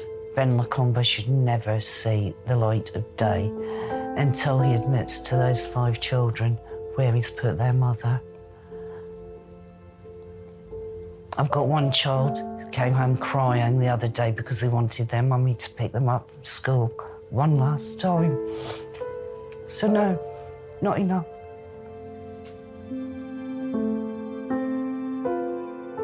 The case of Sarah Welgreen is among a small number of convicted murder cases in the UK in which the victim's body has never been found. But the community has never given up hope of finding her. We give the family hope that one day they will be able to find her, otherwise they've not got that hope to hold on to. And that they know that we're still looking. And they know that we won't stop looking, do they? It's not been forgotten. No, not at all. We would like closure. All of us would like closure. For the body to be disclosed, to have a proper funeral, will probably help us all put it to bed. 2 years on from her disappearance, Sarah's family are slowly coming to terms with life without her. Ben's actions have caused me to lose my mum, for some of my siblings to lose their mother and their father at the exact same time. And it's an unthinkable thing. It really is. You never expect anything like this to ever happen to you, and you wouldn't wish it on the worst person. It's just a horrible, sunken feeling and just a hole in your heart that you'll never fill. It is very raw. There's not a day goes by when you don't think about her, whether it's something that's played on the radio, or you see something, oh, Sarah would like that, or something the children say. Yeah, there is never a day goes by, and I don't think that will ever change for any of us. And until she is found, the question remains, where is Sarah Welgreen?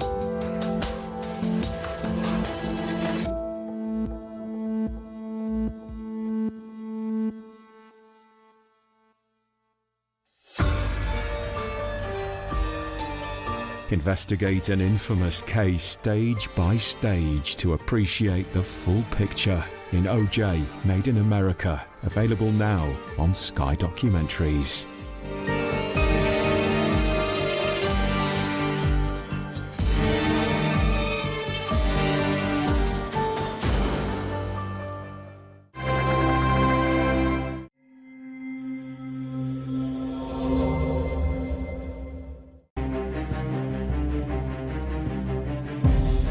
On Sunday, she didn't answer us, and neither on Monday. The only communication that they had, seemingly from her, was by text message. When details started to appear of what had actually happened, it causes a lot of concern, a lot of fear as well. You could surmise that she'd been strangled or that the cord had actually caused her death. A lot of the neighbours would have been shocked, but also extremely puzzled as to how this could have happened. We were suspicious about the lies. It's big lies, you know? I live every day with the fact that I was friends with a murderer.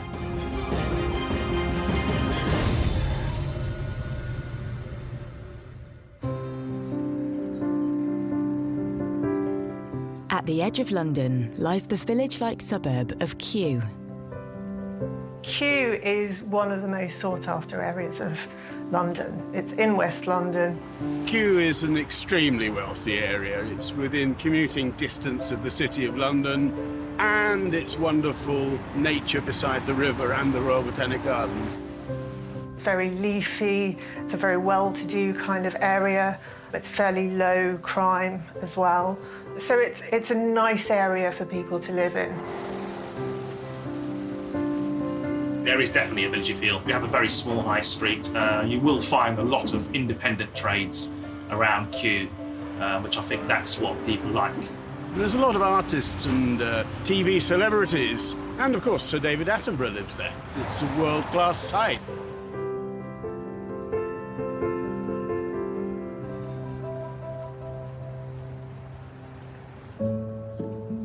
Kew was the perfect place for aspiring French filmmaker Laureline Garcia-Bateau to set up home in 2009.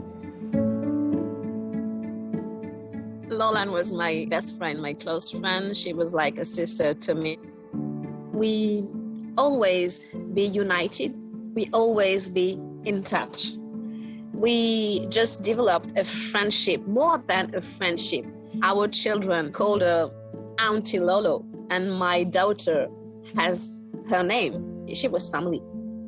She was a vivacious, very popular, well-liked young woman who was beautiful on the inside as well as on the outside. She was easy to like and was a very caring and considerate kind of person. The future seemed bright for Laureline, and London was the place to help make her career ambitions come true. She was born in Aix-en-Provence, but she came to London to pursue her dream of becoming a film producer. Laureline had a lot of passion, but she developed a real passion for cinema. She was a passionate people. She was a determined people. She was a hard worker. She started her own production company. She got a Grammy as a production assistant on a movie with Dame Joan Collins.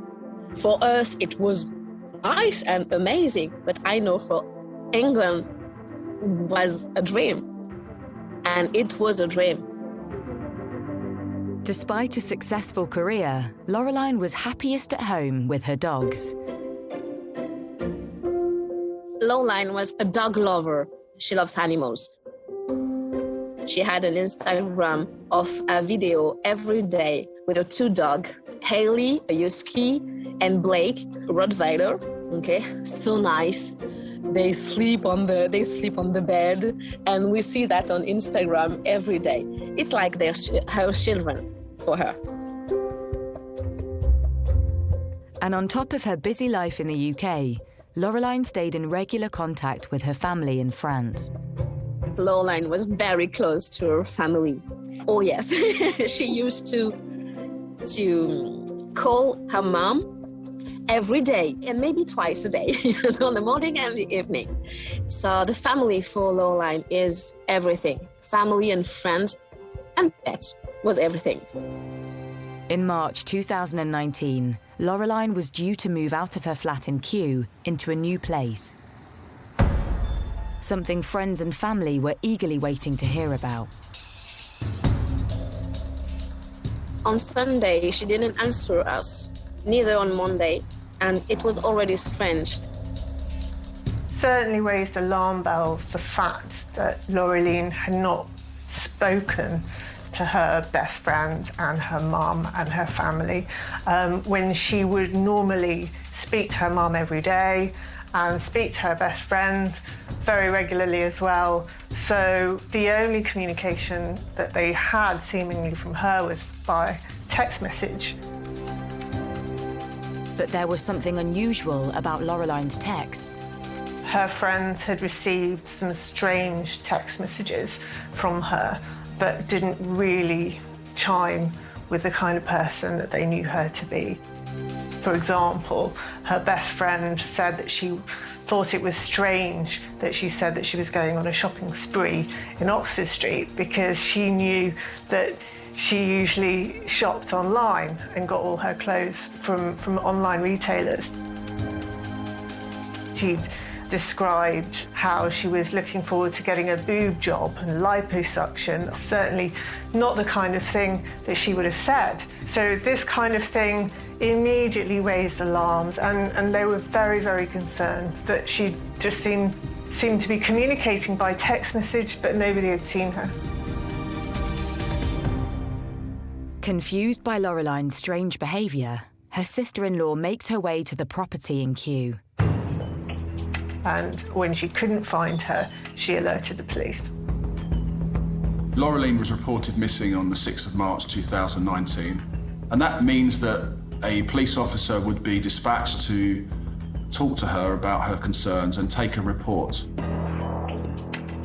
The missing persons inquiry started with questions to her sister-in-law and potentially any friends that could be found to say, have you seen her? Can you tell us when you last saw her? And the concern was raised because her sister-in-law had visited the address and she could hear dogs barking, Laureline's dogs, and no sign of Laureline. Laureline was a lover of dogs, so she would never leave her dogs alone. They were her children, essentially, at the time.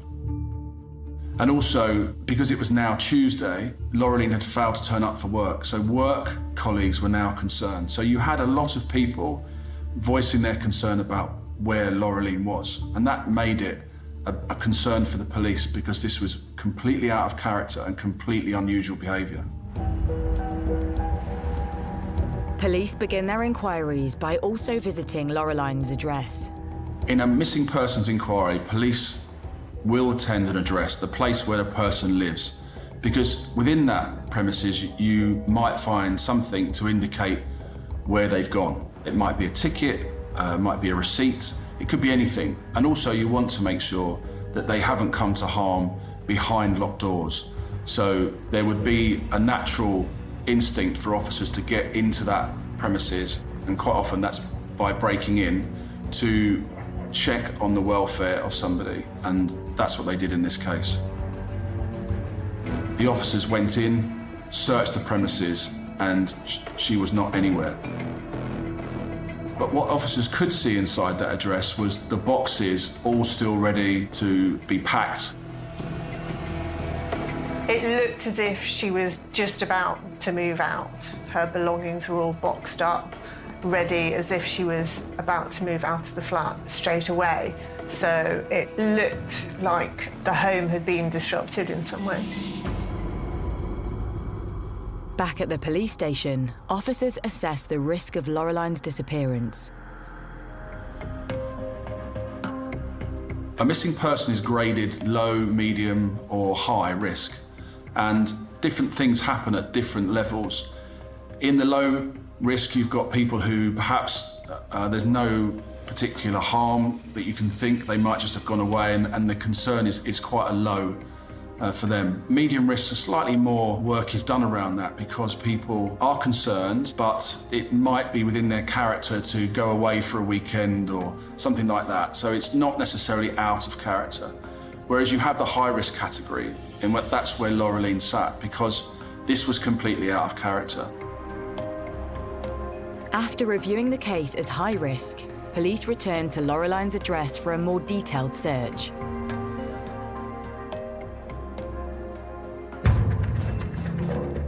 They went out into the garden using torches. And in the garden, they had a look around and they could see various items leaning up against a fence, so a spade, shovel, other items that you would use in general gardening, and a bag of compost as well on the right-hand fence. And one of the officers then turned attention to the flower bed on the left-hand side as you walked into the garden and noticed that it was completely brand new in one section. The CID officer moved the soil back closest to them and identified what they thought was the shape of a foot sticking out in essentially a shallow grave. And just a few more scrapes to see what was there made them believe that what they had found was indeed a body.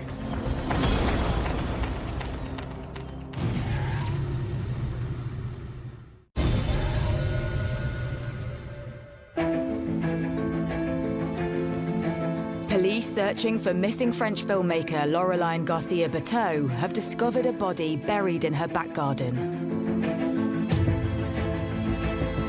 As soon as you find a body in a shallow grave in a premises, it becomes a murder inquiry straight away because that person doesn't put themselves there. And that's when the process of the team start to make their own inquiries, and all the different actions that come out of that initial deployment begin in earnest. With a murder investigation in progress, police secure the scene. We had a lot of this area all cordoned off, a lot of crime scene tents here, because as you bring items out of the garden as well, you need to put them somewhere which is forensically sterile. And so we tried to utilise the area out the back of the premises for that reason.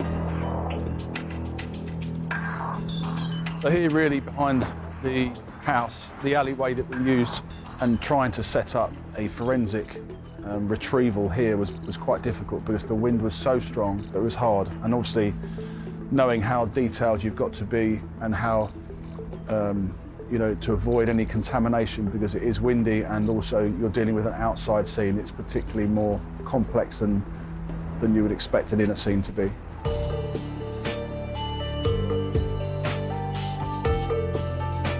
Arrive on scene, having been called by the homicide assessment team, usually, and we'll receive a briefing from the local borough police about what the incident involves and why it may be suspicious.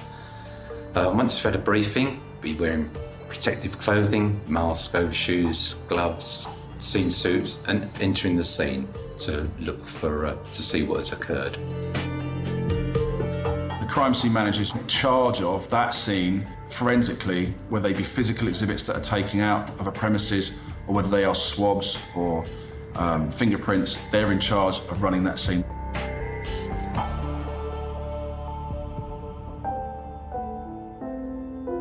The recovery of the body is totally down to the archaeologist, and he'll work in tandem with an anthropologist. Their speciality is bone analysis, who died, how they died and where they died. Working together, they can rapidly maximise the recording, interpretation and recovery of the body. As the team removes several inches of soil, it becomes clear that the individual is in fact female. Obviously, your first thought is, well, Laureline Garcia-Berteau is missing, and we have a body in the garden, and it's suspicious that she's missing. So, obviously, my thought is straight away, well, this is probably going to be Laureline. But you don't go to a family with probablys. You have to be sure. As forensic archaeologists continue digging, the level of brutality on the victim becomes clear. Once the body was removed from the ground, she was lying on her back, naked. She was wrapped in a mattress, and there was silver duct tape around the area of where the knees and the neck were. The mattress was then wrapped in a cord around the middle of it, but around her neck she had an electric wire. She had a head bag on, and her arms were tied behind her back with duct tape. You could surmise that she'd been strangled, or that the cord had actually caused her death. You couldn't see the rest of the body to determine what else was there. She may have been stabbed, for all we knew, but that wouldn't be able to be looked at until we got to the mortuary. As the body is taken to the mortuary to establish a cause of death and identify the victim, news of a murder spreads. For a young woman's body to be dug up in a garden in Kew, it would have been, almost unheard of in a neighbourhood like that. A lot of the neighbours would have been shocked, but also extremely puzzled as to how this could have happened. I haven't ever heard of a murder in Kew. It's quite shocking to hear a murder in Kew. It's not normally norms of anything. When details started to appear of what had happened, people become very concerned about, something that's happening in your neighbourhood. It causes a lot of concern, a lot of fear as well. At the mortuary, the post-mortem gets underway. Once the body arrives for the post-mortem, he would look at both sides of the body for any bruising, any wounds, anything that stands out to him. There was no obvious bruising around the neck, but once you get the body opened up and get under the skin, then the bruising can be seen. Be checking the hyoid bone, the bone under the neck, see if it's fractured, and then it results in the conclusion that death had been compression of the neck, believed via strangulation. With a cause of death established, it isn't long before the individual is identified as none other than Laureline Garcia Berteau.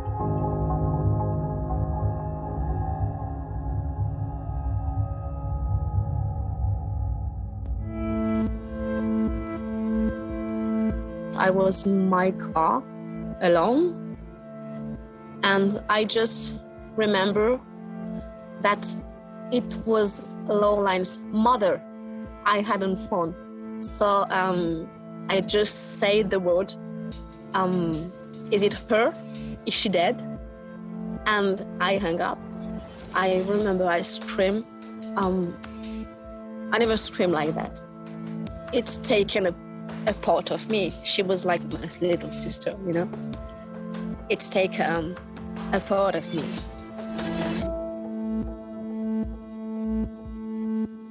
The investigation into Laureline's murder ramps up and initial theories are considered.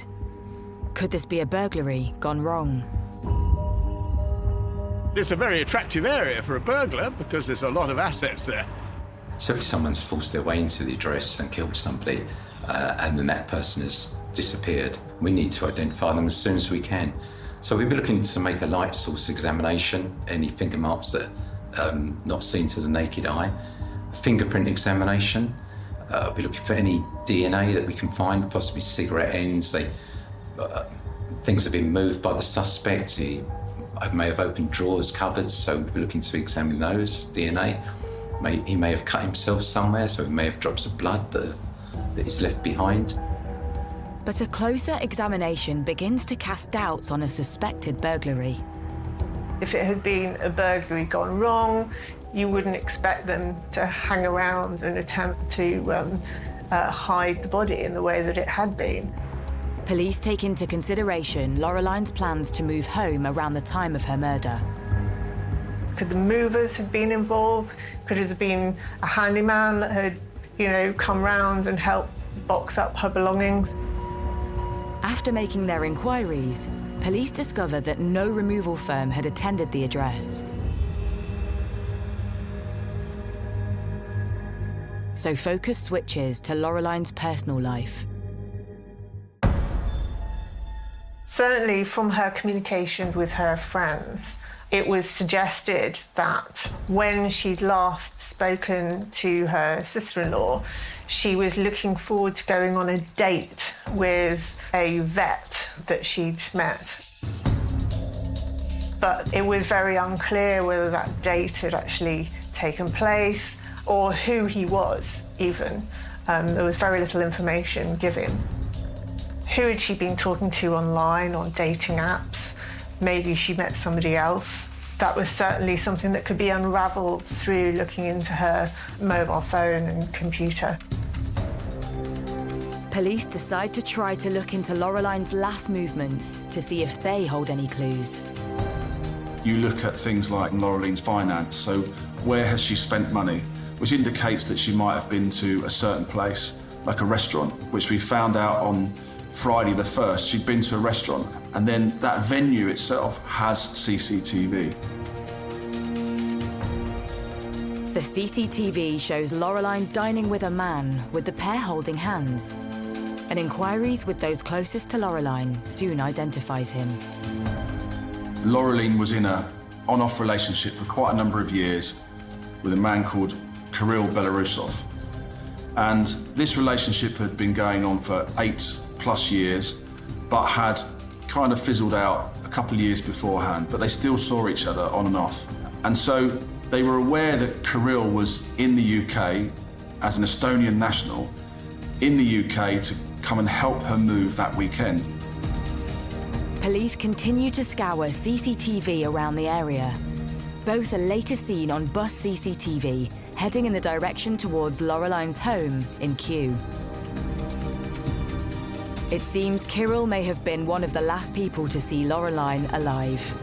But when police try to locate him, they find they are too late.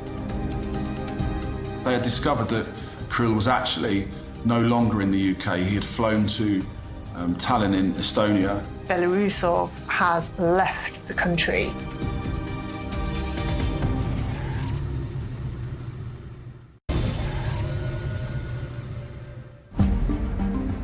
Police investigating the murder of Laureline Garcia Berteau want to speak to her ex-lover, Kirill Belarusov, as he may have been one of the last people to see her.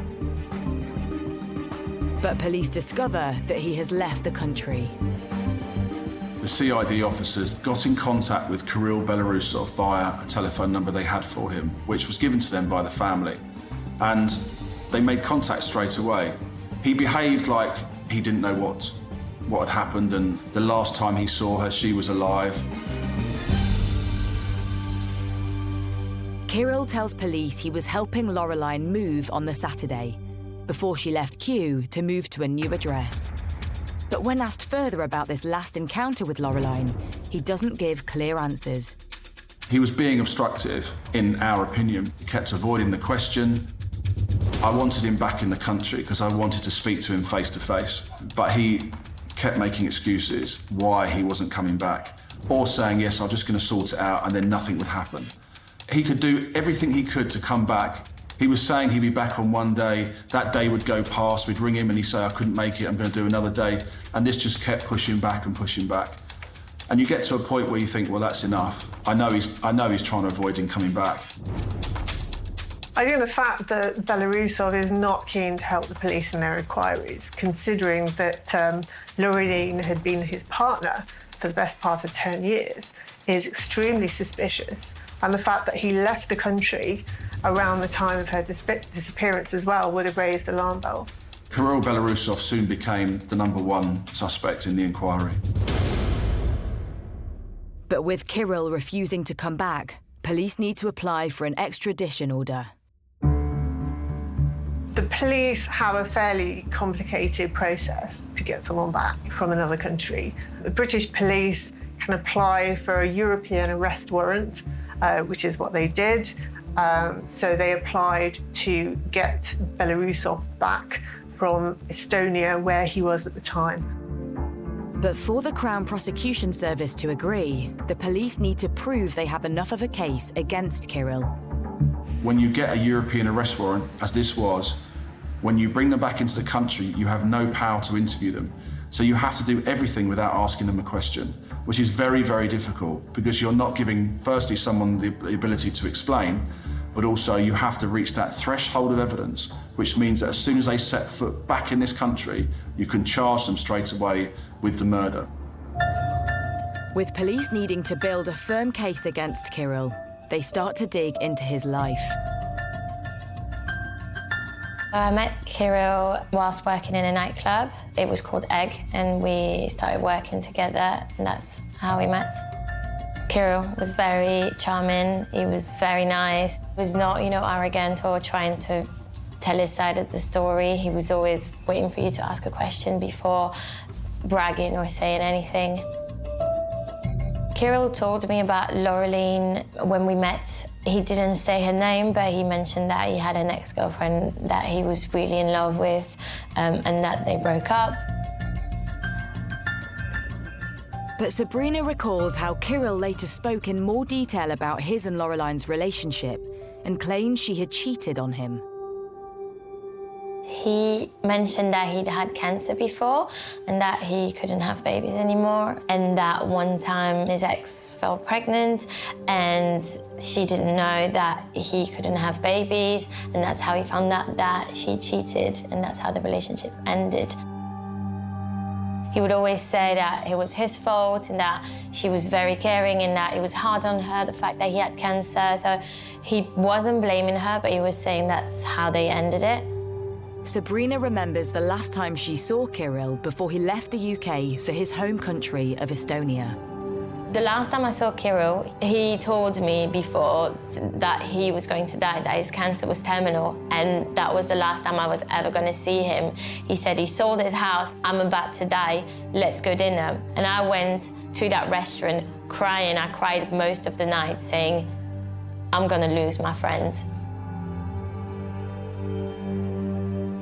With police still unable to question Kirill to see if his account of his illness is true, they turn to Laureline's finances to try to establish her whereabouts the weekend of her murder. Through continued interrogation of finances, we see that on Saturday, round about 10:15 in the morning, that there are transactions in Pets at Home and Sainsbury's, all local to where Laureline lived. So again, officers are there as quickly as possible to identify CCTV opportunities. And there you see Kirill Belarusov with Laureline again. So now we know he's with her in the morning. At a glance, all appears to be fine. But when police look at Laureline's finances a day later on the Sunday, there appears to be no sign of any purchases. Instead, they look into Kirill's finances.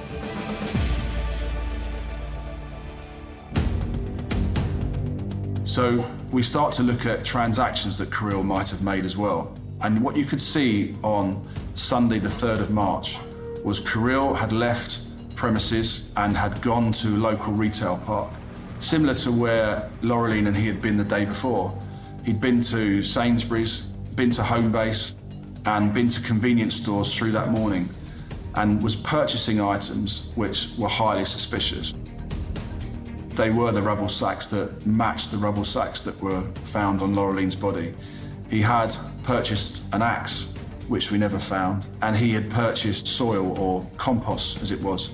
And you could see the CCTV of him, identifying him clearly as the person purchasing those items. And so you could say straight away then that it's very, very clear what he was up to.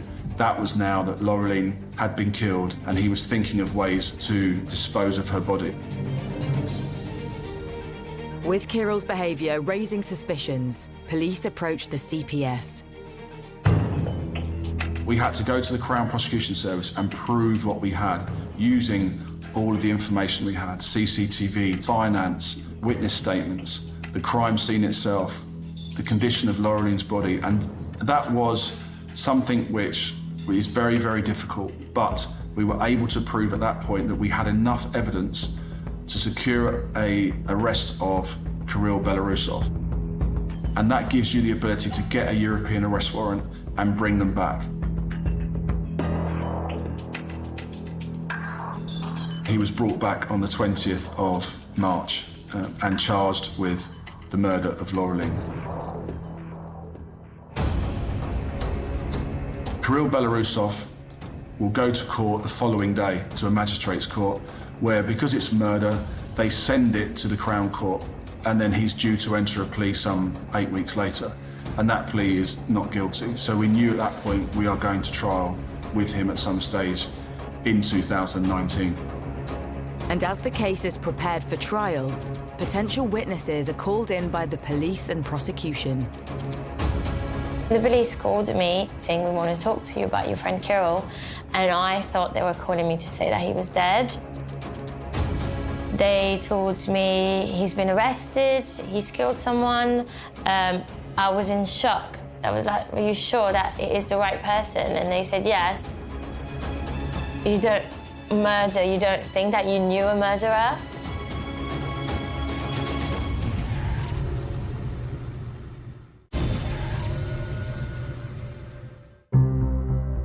Kirill Belarusov has been charged with the murder of his ex-partner, Laureline Garcia-Berteau.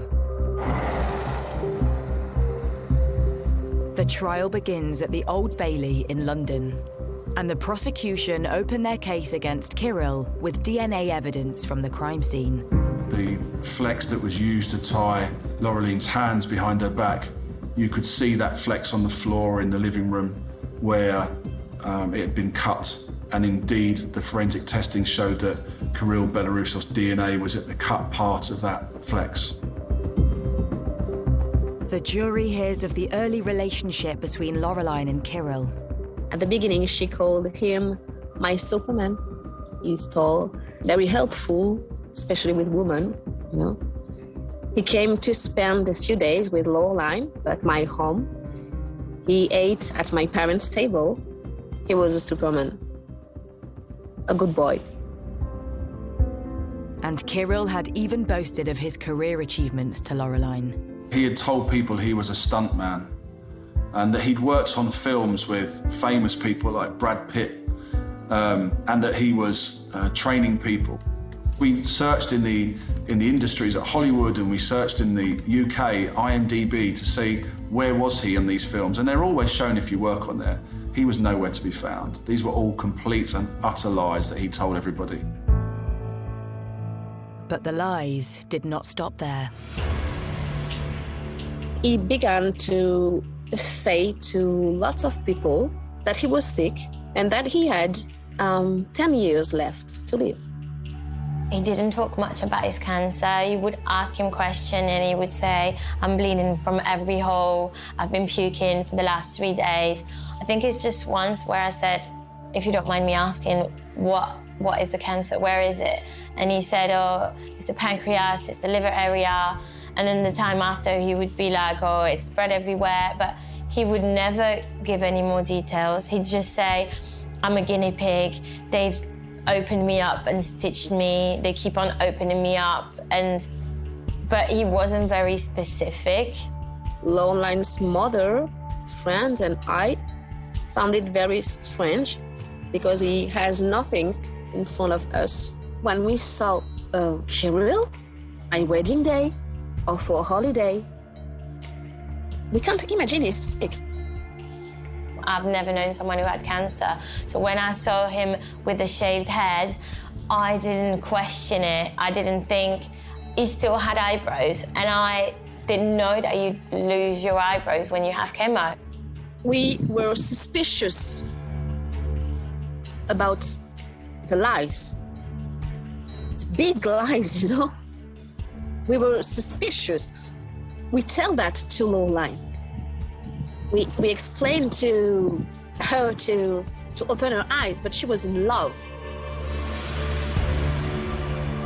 And we were discovering that almost all of his entire life that he told people about was a complete lie. Saying you've got cancer when you don't have, for me, is the lowest of the low. The prosecution also reveals to the court more about Kirill's double life. Every time he suggested he was going in for treatment to a hospital in London or just outside of London, what he was actually doing was going to stay with another girlfriend in London. That girlfriend also was told the same lie by him, that he had cancer. So when he was not with her and saying that he was away for a few days, he was going to stay with Laureline. It's only when I sat down in court that I realized that he was texting the three of us at the same time, his girlfriend, Laureline, and me. So it was really like juggling between the three of us. With me, he was supposed to be in Russia having treatment, and then he was actually in London seeing Laureline, talking to Laureline. I felt like a fool. I felt so stupid. It was so shocking. The prosecution described that as Laureline's film career began to take off, Kirill may have looked towards her with envy. He wanted a career in films as well, to a certain extent. He wanted to be a stuntman, but he wasn't, and he couldn't have been because he didn't have the skills to do that. His only skill was lying, whereas she was genuinely talented, and she was very, very hardworking, and she was prepared to earn her place in her chosen career. So I think there probably was an element of jealousy in the relationship. But it's details of a debt owed to Laureline which could point towards a motive for murder. She had given him so much money over the course of their relationship, and we knew you were talking plus £17,000 at least at that point. And that was getting to the point where he had to pay that money back. In November 2018, Laureline had sent a message to Kirill, and this was saying, you don't realise how much in debt, how much in trouble I am. I can't pay my rent. You need to pay me the money back. And from friends and family, we would always hear stories where he would promise this money. It's coming, I've got this job, this stuntman job, whatever it might be, which was all lies. So he knew he could never pay that back. That could be one motive. Secondly, she was at that point in her life now where she was ready to move on, away from him. And she was effectively a source of income for him as well. And that was about to dry up. To the court's surprise, Kirill gives evidence. I think the most shocking about the trial was himself. He took the stand and spoke, and it was just, I think it lasted 2 days, and it was 2 days of horror. Every word that was coming out of his mouth was horrible. The way he talked about me, the way he talked about Laureline, the way he saw himself, the arrogance in his voice. I remember sitting down terrified because I had been so close to him and just thinking, that man is a monster. It was traumatizing.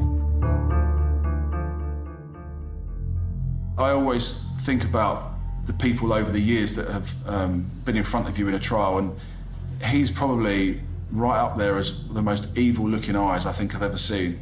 And because behind it you can see that he really doesn't care. You know, his image and what he's portrayed himself as is more important than anything else. And he was really, really unpleasant and arrogant beyond belief during the entire 4-week trial at the Old Bailey. The court hears how in March 2019, Laureline begged Kirill one last time to pay back what was owed to her. But instead, he used this opportunity to kill Laureline. You have the timeline of them going out on the Friday night, which we can see. We have the timeline of them going shopping on Saturday morning. She had booked a removal company ready for Saturday, but she didn't know where she was moving to because Kirill Belarusov had said he has found somewhere for her to move to. She had no money because he owed her a lot of money. She kept asking him, where am I going? And you could see that through telephone contact. Well, where is this address? I need to tell my removal company where we're going. And so the removal company basically said, well, I can't move you to nowhere. So it was all cancelled. Kirill Belarusov comes up with a new lie. He's organised a removal company for her. But the removal company never came. And you get to the point then where Laureline is panicking because she doesn't know where she's going, and she's clearly getting to that point in the evening where, on that Saturday, she's starting to disbelieve what he's saying. And that's when everything goes quiet. It's at this point that Kirill strangled Laureline with a cord. And the following morning, he was seen in local shops purchasing suspicious items. Kirill had been out and bought these items on the Sunday morning, which were used to cover the body of Laureline. After returning to Laureline's home to bury her body, Kirill used her phone to send fake texts to Laureline's friends and family to buy some time. He foolishly used Google Translate to try and reply to the family members in French, and obviously it's not going to sound very credible. It's not going to sound like Laureline, not the words that she would use, and the translation was extremely clunky, so it was immediately quite suspicious. And at the time that those messages were being sent, he was using the Wi-Fi of the address itself. So that puts him inside the address using her phone, sickeningly looking at pornography at the same time he's sending these messages, knowing full well that in that house is Laureline's body. And that really shows you what kind of person he is. It's very difficult to comprehend a person who has that kind of personality, that very strange and almost psychotic personality. By the time concerned family and friends of Laureline get in touch with Kirill about her disappearance, he's leaving the country for Estonia. I put my phone with video with him.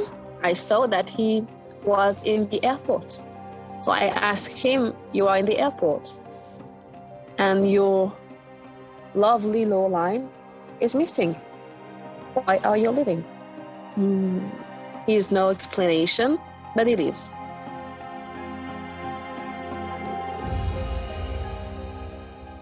After a grueling trial at the Old Bailey, the jury returns its verdict. Kirill Belarusov is found guilty of murder and is sentenced to 24 years in prison.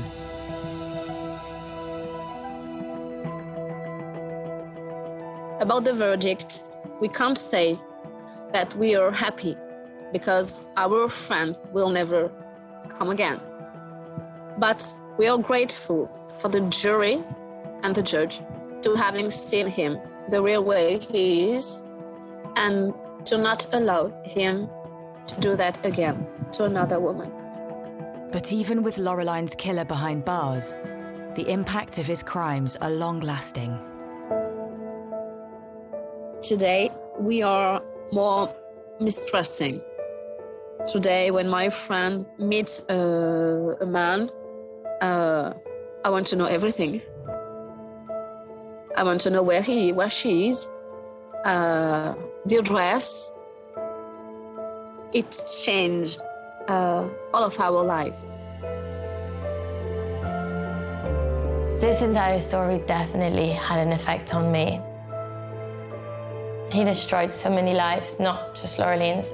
So many people that have been touched by his lies, so many people that believed he was such a nice person. And I think we were all a bit destroyed because we were all fooled and none of us saw anything. And if just one of us saw something, she could still be alive.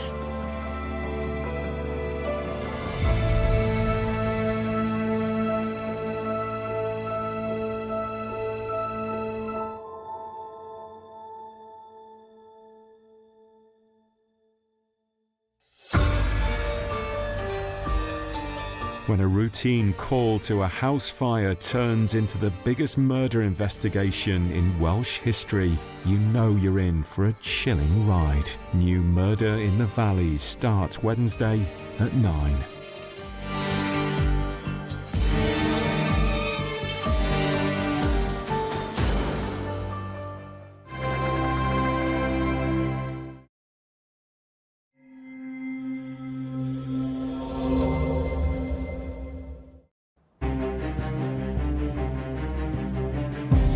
When you hear there's a murder, it can frighten people. I was so shocked that something like that would happen in a lovely village like this. They seemed to be happy with each other, everyone loved her, and she got along with everyone. There were concerns about their welfare. The alarm bells were raised. They had heard things happening, shouting, fights. It was weird. It's as if he was trying to tell us something.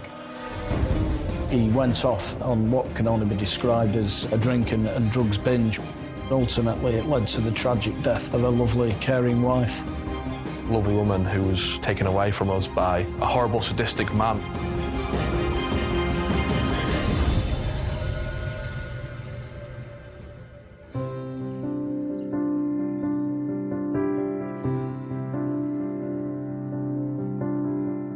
Situated in the stunning rolling wolds of North Lincolnshire lies the peaceful village of Werleby.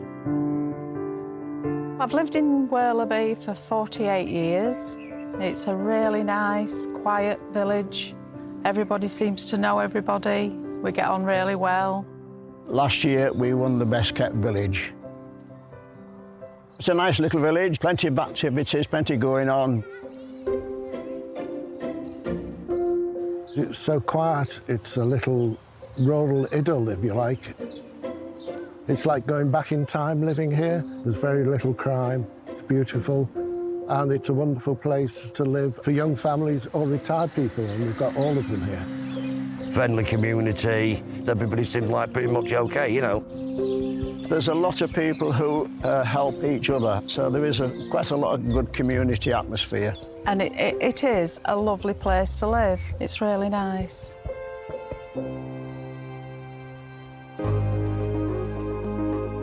So it's the ideal place for Ian Hamer and wife Joanne to set up home. We're fairly new to the village. I think they've only been here about 5 years in total. I think I met her once. She seemed a really nice lady. Joanne in particular seems to throw herself into village life. Joanne was liked by everyone on the road. Outgoing, always out on the streets, speaking to each other. Ian, you would never see. He would be in his home quite a lot. Joanne, complete opposite. Everyone loved her, a really welcoming woman, and she got along with everyone. And so people wanted to open up to her, and that's why I think she quickly integrated into Worldby and loved living there. Joanne also has a successful career at the local council where she manages their healthy lifestyle service. After 6 years there, she's risen to become the public face of their healthy living campaigns. She was quite a bright, some would say brilliant person who had a quite substantial job working with the local authority and really independently minded in some respects. Just a lovely woman who did wonders for the council. Everyone loved her at the council and no one had a bad word to say about her. Ian Hamer, Joanne's husband of 27 years, works as a self-employed business consultant. He worked in many businesses and earning money here and there. And to sustain a reasonable living, you know, he had a nice place in Worldby, quite an expensive area to live in, so he must have been doing okay in his profession, I guess. They seemed to be happy with each other. Friends and family said that there was a good couple for the large part. Married a long time, nice family, 3 kids. It was all seemingly going well. But what seems like an idyllic life is about to change. Humberside Police, what's your emergency? Humberside Police are called after Joanne fails to turn up for work. Her elderly mother has also been trying to reach her, to no avail. They did speak most days, if not every day, because her mother was very ill as well. And Joanne used to help to look after her. And that raised sufficient concern for her to ring the police. There were concerns about her welfare. The alarm bells were raised. And a concern for welfare incident was generated, which resulted in the police attending. Police make their way over to the family home. When they knock on the door, there's no answer. So the officers break in. When they search through the house, nothing could prepare police for what they find in the master bedroom.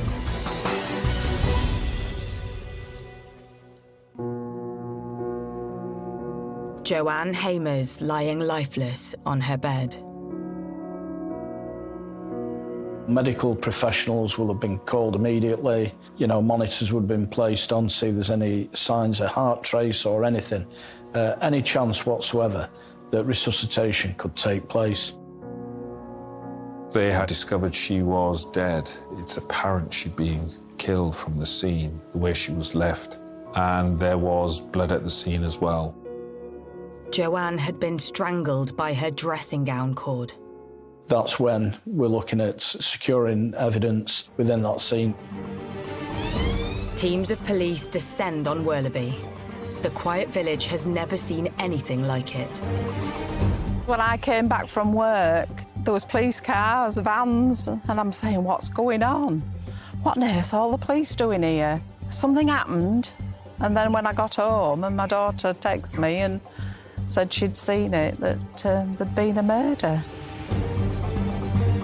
I just couldn't believe it. I was so shocked that something like that would happen in a lovely village like this. You don't expect it. As word spreads fast through the neighbourhood, the local newspaper gets wind of an incident in Worldby. Reporter Charlie Wilson heads to the scene. So you're like, OK, we've got a big story. Let's get there first. Let's be quick. Let's be first. So we got down there. We were the first people there. Very quickly, it was evident this could be a very serious, scary incident. I've never reported on a murder before. That's the first time that's happened to me. So it was a case of doing it really delicately, respectfully, and just trying to build up what had happened, really. Soon, the news is spreading beyond the boundaries of the village. Maybe an hour later, you get the likes of ITV, BBC, Sky coming down, and that's when it was like, whoa, okay, people out on the road, like, wondering what's going on. Yeah, everyone was shocked to see the amount of media attention. You just don't get this sort of thing in these sort of villages. Yeah, I was quite shocked, really. You would never think that something would happen in a small community like this. I couldn't believe it. Everybody was shocked. It didn't seem right. Something like that would happen here. You hear about it in cities, but in a little quiet Lincolnshire village, you just don't expect it at all. Joanne's family are left devastated by the news, and her colleagues at work are also reeling. Truly sad. I spoke to a few of them. They were just in pieces, of course they would be. Their colleague who they loved dearly, and they really did love her. It was tough for them, it was very tough. And it dawns on Joe's village that there's a killer living in their midst. I think some people were a little bit upset. They were locking the doors a bit more quickly. I think the first reaction is alarm, because when you hear there's a murder but you don't know the circumstances, and it can frighten people into thinking we've got a killer at large who's going to cause more trouble. You're quite fearful about what it could mean and what the implications for the future are. It was very awful to hear that it had happened in our village. It's frightening. It really is.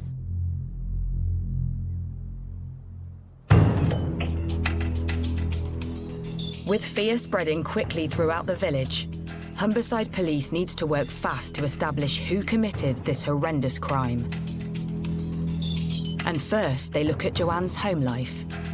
This marriage on the surface, to all intents and purposes, would have looked like a stable, normal marriage without too many problems.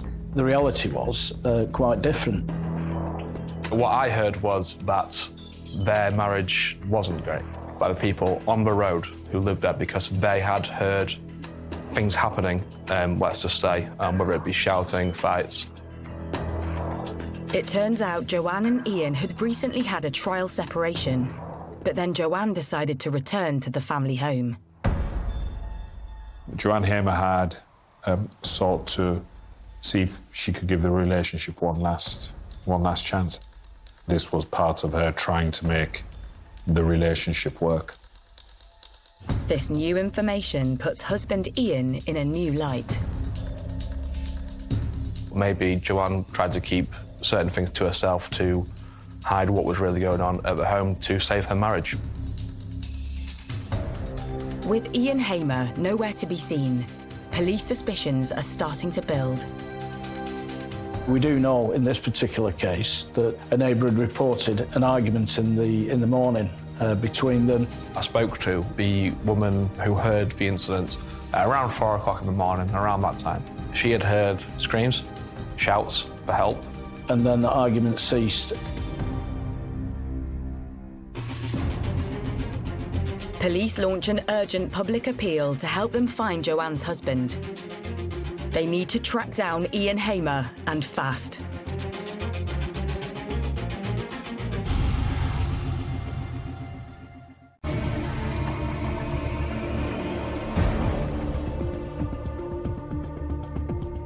In the quiet Lincolnshire village of Worlaby, police have launched a murder hunt. Mother of 3, Joanne Hamer, has been found strangled in her bed. Husband Ian has mysteriously disappeared since a row reported by neighbours in the early hours of the morning. And this doesn't seem to be the first either.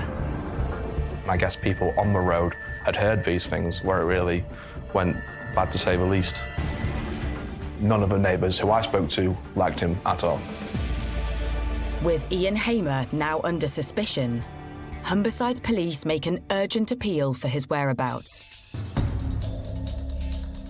They release the details of his car, a white BMW 5 Series. They also warn the public not to approach him. Once a decision had been made by the senior investigating officer that Ian Hamer was a suspect, for this crime, then a manhunt would have taken place. They don't know at the moment where he is, but there would be certain fast-track actions raised to secure his arrest.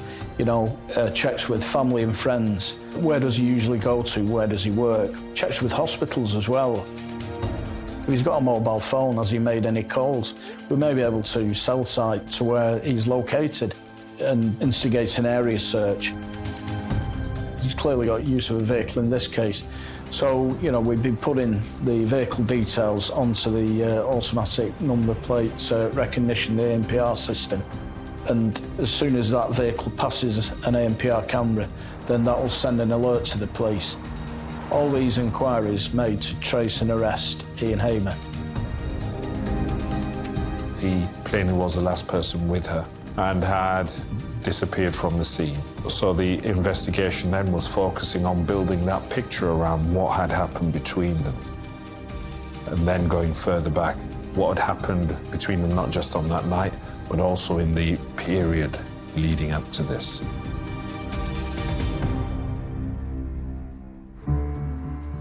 Detectives put Ian Hamer under the microscope. The picture that emerged from witnesses was of somebody who was supremely self-assured, self-confident, and superficially was, or at least on the face of it, was somebody who was quite engaging and interesting. But those same people always spoke about, the more they got to know him, appeared to be another side to him. And they also described how, over time, he could present as being very self-interested and, I suppose, conceited. So there was somebody who could, when he wanted to present in a way which was superficially attractive, but the more people got to know him, there was to him which was unattractive in terms of him being controlling, perhaps aggressive. And after speaking to Joanne's family and friends, it turns out Hamer has a checkered history. There have been a number of previous reports made indicating domestic violence. You know, he was reported to have ripped up her wedding dress. There's reports of him tearing up a teddy bear, which was sentimental to her. You know, this is really significant in a case such as this. The police had been called out on many occasions, but as is so often the case, they weren't really ever progressed. Part of that was because of the approach of the family to try and manage what was happening within the family. The personality of Joanne Hamer was, tragically, to try and make it work at all times. When you're married to someone for so long, you want to, make things work. And she shouldn't be thought of wrongly for that, for wanting to make her marriage with her husband of 27 years and 3 children work. It's just that he was so far gone and so far twisted. There are a number of occasions where she left him, but he managed to persuade her to come back. And I've investigated, sadly, domestic homicides where controlling and abusive husbands have tried to isolate their wives, and we know that Hamer did this and, dissuading her from contact with family and friends. In 2013, police discover this came to a head when Ian Hamer started divorce proceedings, blaming the involvement of Joanne's mother in their relationship. So, he was antagonistic towards his wife's relationship with her own mother. So he was all about controlling and being abusive towards his wife and driving a wedge between her and family and friends. And it just shows this controlling and coercive and bullying and domineering nature of Ian Hamer towards his wife within that relationship. And that isn't uncommon in domestic homicide cases, sadly. It seems the couple reconciled, but then in 2017, things take another turn for the worse. Ian Hamer starts accusing his wife of having affairs. Police analysis of Joanne's smartphone reveals something even more sinister. Around this time, Hamer hacked into his wife's handset so he could track her every move. He would apparently follow her to work, follow her on nights out with friends, monitor her phone on where she was going, where she was at, wouldn't let her do certain things, apparently, wear certain things, and she was a bit closed off. This is how obsessive he was about his wife and his jealousy and his thought processes, that he wanted to accuse her of extramarital affairs. And a probe of the couple's bank accounts shows Ian's disturbingly tight grip over her purse strings. He was keeping money from her, basically, like, I guess sort of giving her an allowance of what to spend and what she could do, and wouldn't let her go out at certain times. All the bearings of, you know, a toxic, horrible relationship. Obviously, she felt trapped. She felt like she needed to get out, and she tried to do that. He wouldn't let her. In the weeks before her death, Joanne had moved out and was considering buying a property. But she was persuaded by Ian to return 2 days before her murder. It was on this day, the 4th of May, that police background checks reveal a disturbing incident. Ian Hamer had been arrested for drink driving. As well as being controlling and abusive towards his wife, he seemed to be losing control of his own life in some respects. He was drinking more heavily. So there's a clear pattern there of his own destructive behaviour escalating within himself, and particularly abusing alcohol as part of that process. Investigators discover it's not only drink that's fueling Hamer's abusive behaviour. He had a cocaine problem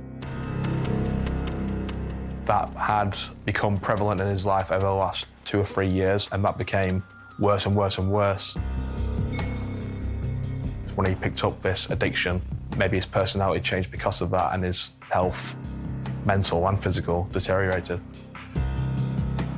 Businessman Ian Hamer's respectable lifestyle is now questionable.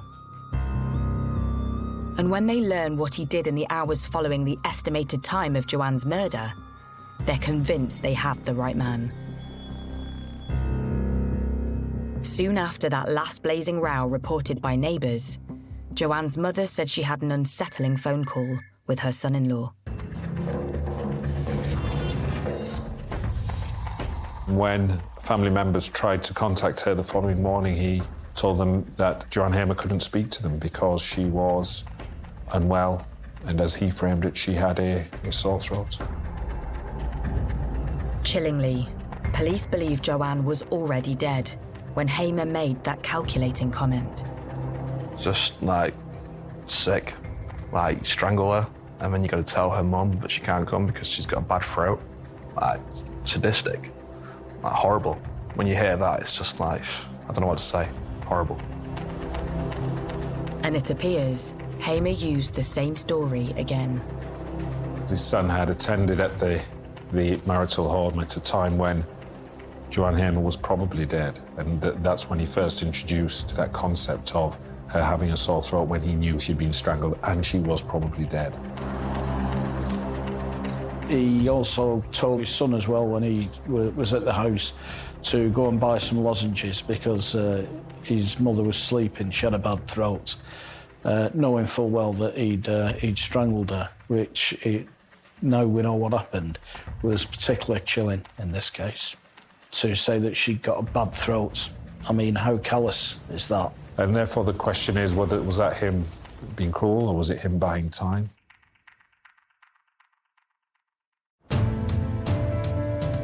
This cunning ploy tells police they have a calculating killer on the run, who wants to stay one step ahead of them. But it's only a matter of time before a false move by Hamer would reveal where he's hiding.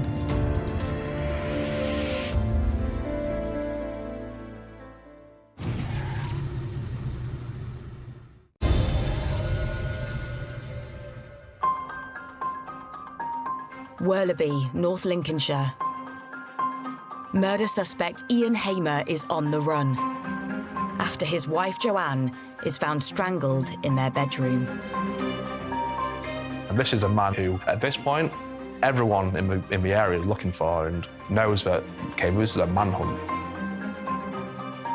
As police cast their search net wider, reporters like Charlie Wilson are on the ground looking for leads. Suddenly, that morning, there's word from nearby Barton-upon-Humber. We heard news that there might be an incident in Barton where he might be. And so we went to Barton and then heard he was seen near a pub.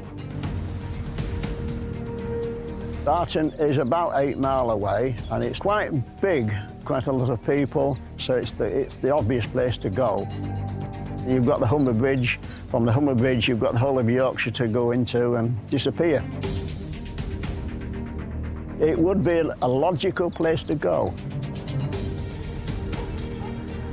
A resident next to one of the town's car parks spots a man behaving erratically. He was basically swaying around in the car park, making noise, acting strange. Not realising it's Humberside Police's most wanted, Ian Hamer, the woman calls 999 to report a disturbance. I think she reported that he was on Spice and shouting. Obviously, he was actually drunk, intoxicated on whatever he was on. He would wander around the car park, shout. A lone patrol officer heads to the car park to move this wild drunkard on. Police basically just found a man shouting and being strange and realised this is Ian Hamer. Arrested him straight away. The officer single-handedly tackles Hamer to the floor, then restrains him whilst he radios for assistance. I have to say the actions of the officer that arrested him were exemplary, you know, real bravery shown in tackling this individual. And when he was arrested, you know, he actually had to detain him. This is a rural force. It's not an inner-city force with the same number of resources.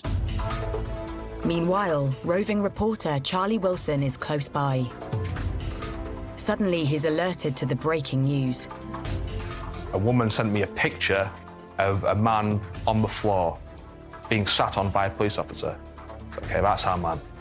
So we know exactly where it is. I'm actually at a shop getting a drink of Lucozade. Run around with my Lucozade in hand. So I arrive at the scene. Ian Hamer is being sat on by a lone police officer, waiting for his fellow officers to come. So to come round the corner and see a police officer sat on who we believe is Ian Hamer was just wild, yeah. After struggling to contain Hamer for nearly 5 minutes alone, backup finally arrives for the officer. They must have came, got half a second after I came round the corner, and then police swarmed on him, got him away, and sort of like ushered us away. Clearly intoxicated, drunk or drugs or both, not in his right frame of mind, in the clothes that he was wearing the night before. We get him up, handcuff him, escort him to the back of the van. Meanwhile, news of an arrest for Joanne's murder filters back to her village of Worleby. Residents can now breathe a sigh of relief. I was just pleased he'd been caught for the crime, but to then find out that it was her husband, it was a real shock. Detectives start to piece together what Hamer's been up to in the last 24 hours since fleeing the murder scene.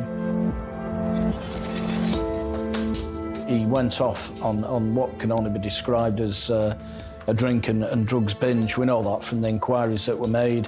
Laughing and joking, you know, certainly no signs of remorse or distress. Bar owner Pauline Dickinson had reported serving Ian Hamer. But when he arrived on her premises, she had no idea he was on the run. He came in the pub around 5:30, never seen him before, asked for a pint of Carling. He got his pint of Carling and went and sat down out the way of everybody. Next, Hamer returns to the bar and starts to hit the spirits. Soon the conversation heads in a strange and unsettling direction. Put the tequila on the bar and he literally looked either side of himself, leant over the bar and said to me, why did the Mexican push his wife off the cliff? So I did the same as he did, looked either side and said, to kill her. He went, no, you know it. I said, yeah, I do. He paid for his drinks, went and sat down. He came back to the bar 10, 15 minutes later and stood there. Then Pauline clocked something sinister. He hid his arm behind, but I'd already seen that he'd got scratches. I don't know which way, it was just you could see scratches on his wrist. One of my customers noticed scratches as well and went, oh, he's one of those who's been harming. One of my customers said to him, hey up, mate, what are you doing in here? Are you from here? He says, no, he said, I'm not from here. I'm just going through a breakup with my wife. So he went, oh, right, sorry to hear that, mate. He went, yeah, she's taken me for all my money. So he says, don't be sad. He said, have another drink. So one of the customers bought him a drink. Over the next few hours, Hamer knocks back the drinks, laughing and joking with the regulars. So he did about 2 more jokes to the point where the customer said, no wonder your wife left you. If you've got jokes like that, he went, that's maybe why she's gone then. Quite significantly as well, he was seen to take his wedding ring off. So he knows what's happened. He knows that his wife's dead. So, you know, that's quite a significant gesture. And that was done, you know, merely hours after he'd actually killed his wife. It just shows the kind of individual that he is. Some of the pub regulars seem unsettled by this customer they've never seen before, who has struck up conversation with another man at the bar. My 2 regulars, they finished their drinks. I went, right, you 2 go in. I went, no, we're not going. Says, why? We're not leaving you with them 2. We don't know the other guys, so we're not leaving you with them. I went, oh, don't be daft. What are these 2 going to do to me? I'll soon have them out the door, don't worry. So they went, no, we're staying. So they stayed. Soon the bar's regulars saw glimpses of another side to their joking acquaintance, who's going by a false name, Sebastian. So we played pool against one of my regulars, who is a really good player. And during the game, there was banter going on. But right at the end, when the customer knew he was going to win, he picked up the broom that I'd got out ready to clean up and potted Black with the broom. Which Sebastian said, that is so disrespectful to do that. He said, I don't think so, I still won. I don't think he was very pleased and finished his drink, and he did actually walk out. You just get a feeling about people. You know if they're not okay. I don't think he would have done any harm, but who knows?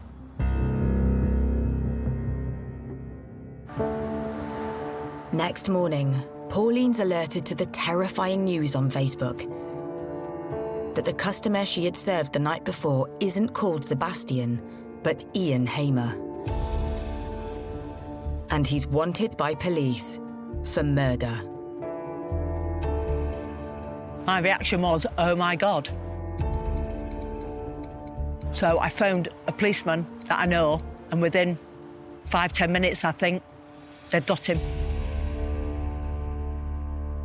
Soon the joke Hamer told Pauline about a man pushing his wife off a cliff takes on a sinister new meaning. It was weird, but they were just jokes like, you know what, a kid would come home and tell you jokes, but it's not until the following day, and I actually thought to myself, it's as if he was trying to tell us something. I don't know. It's not until the following day that things fell into place. Despite his intoxicated state, Ian Hamer engages with the police at the point of his arrest. He says something like, it wasn't murder, it was manslaughter. Something along those lines. I heard the word manslaughter. He He did make a very significant statement, an unsolicited comment to the officer indicating that he wasn't guilty of murder. It was diminished responsibility, so he was already offering up a statutory defence to murder.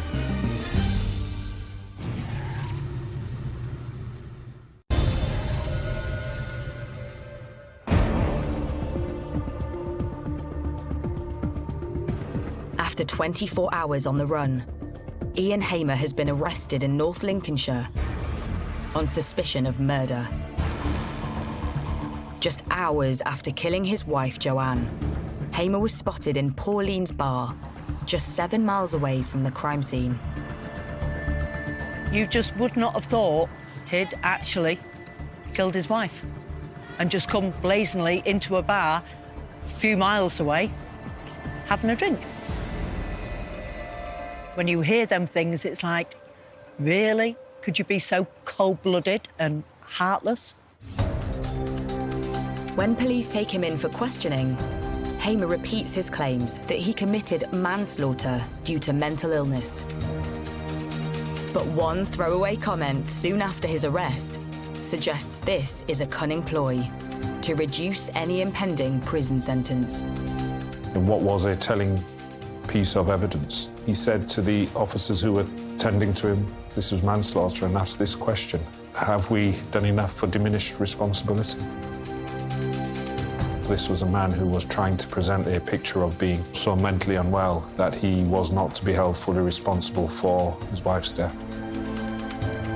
This is clearly somebody who's a very manipulative, selfish individual. And his response, he's already trying to escape justice for his crime as soon as he's arrested, and he's clearly given a great deal of thought to that before his arrest. And Ian Hamer clearly only cares about one person, and that's Ian Hamer.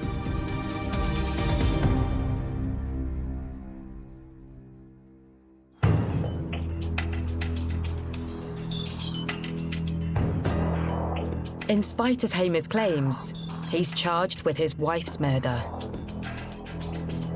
Months later, mental health experts are brought in to provide a true picture of Hamer's state of mind.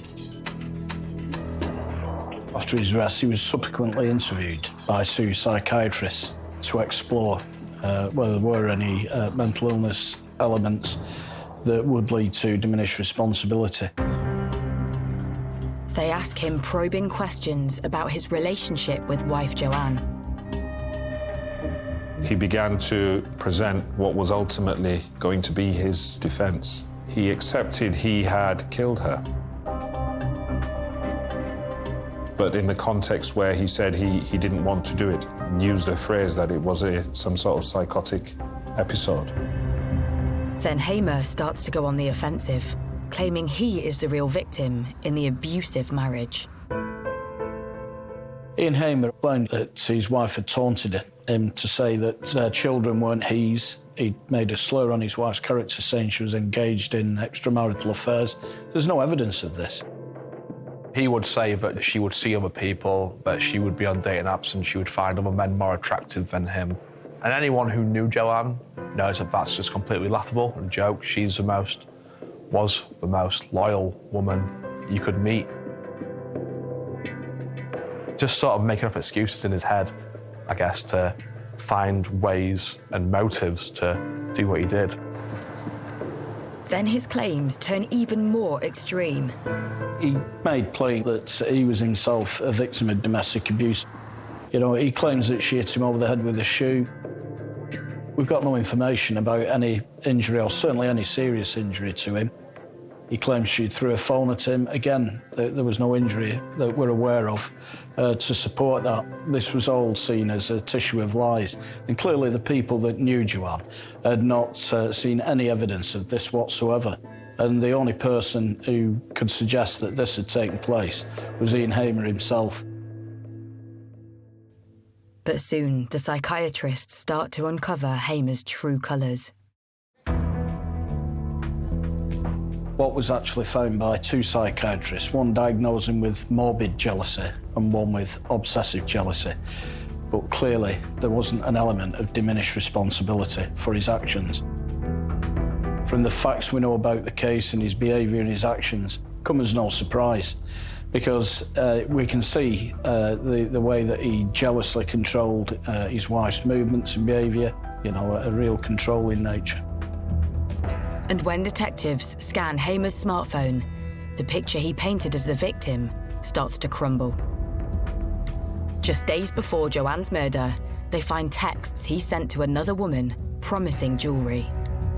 Things he was doing, he would accuse her for. He was seeing other women that came out. He was on dating apps. He would accuse her of the things that he was doing exactly the same.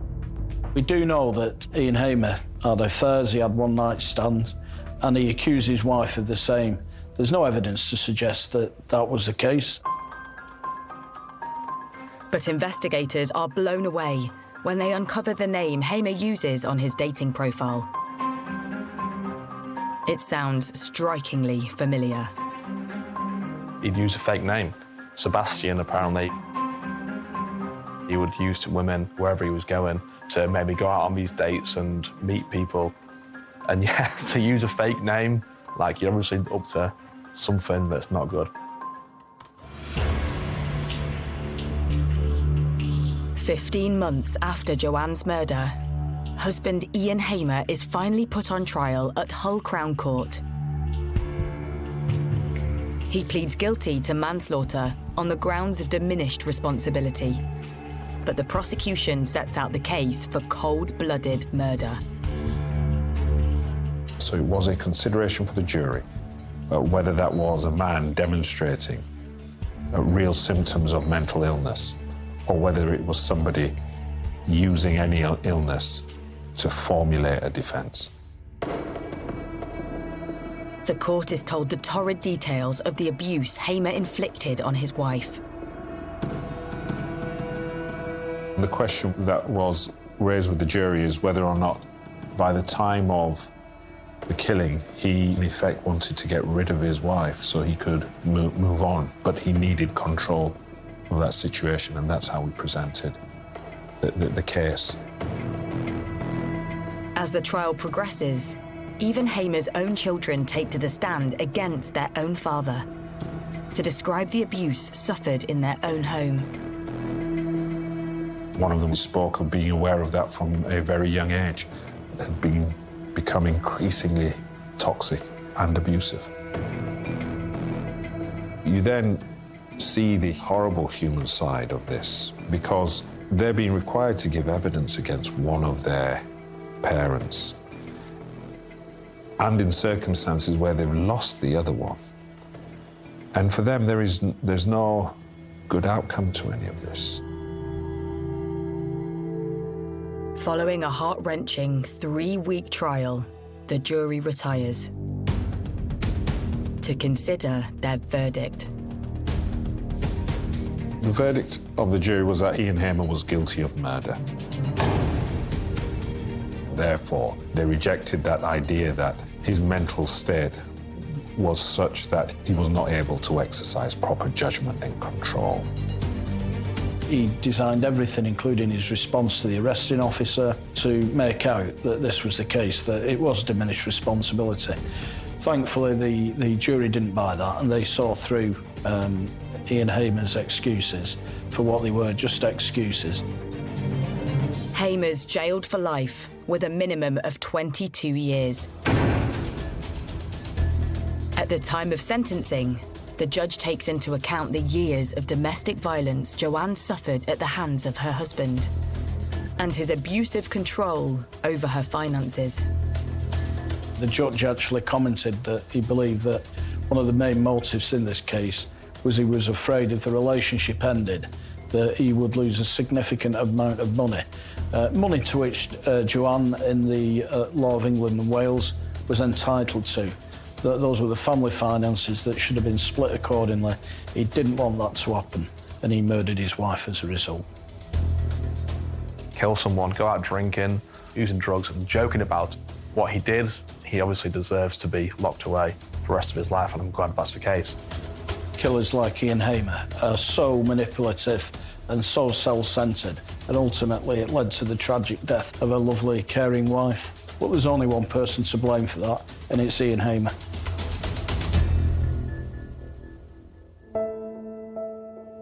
Years later, the sadness of the case is still felt by those in the quiet Lincolnshire village of Worleby. There'll always be some weird, I guess, aura for people still living there, knowing that what happened in that house happened, the worst crime you can commit. And I guess it opened a lot of people's eyes to thinking that this can happen anywhere. I feel so sorry for the family. You know, one act like that and it's wrecked the family. And it's something they'll have to live with, I'm afraid to say, and it's not very nice. Ian Hamer is definitely a master manipulator. A lovely woman who was taken away from us by a horrible, sadistic man.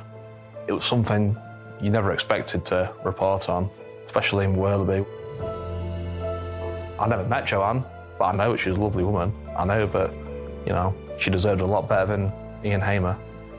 Truly sad story, a sad situation. All you can do is just hope the best for the Hamer family, of the children. Just an awful situation which Ian Hamer will spend the rest of his life in jail for.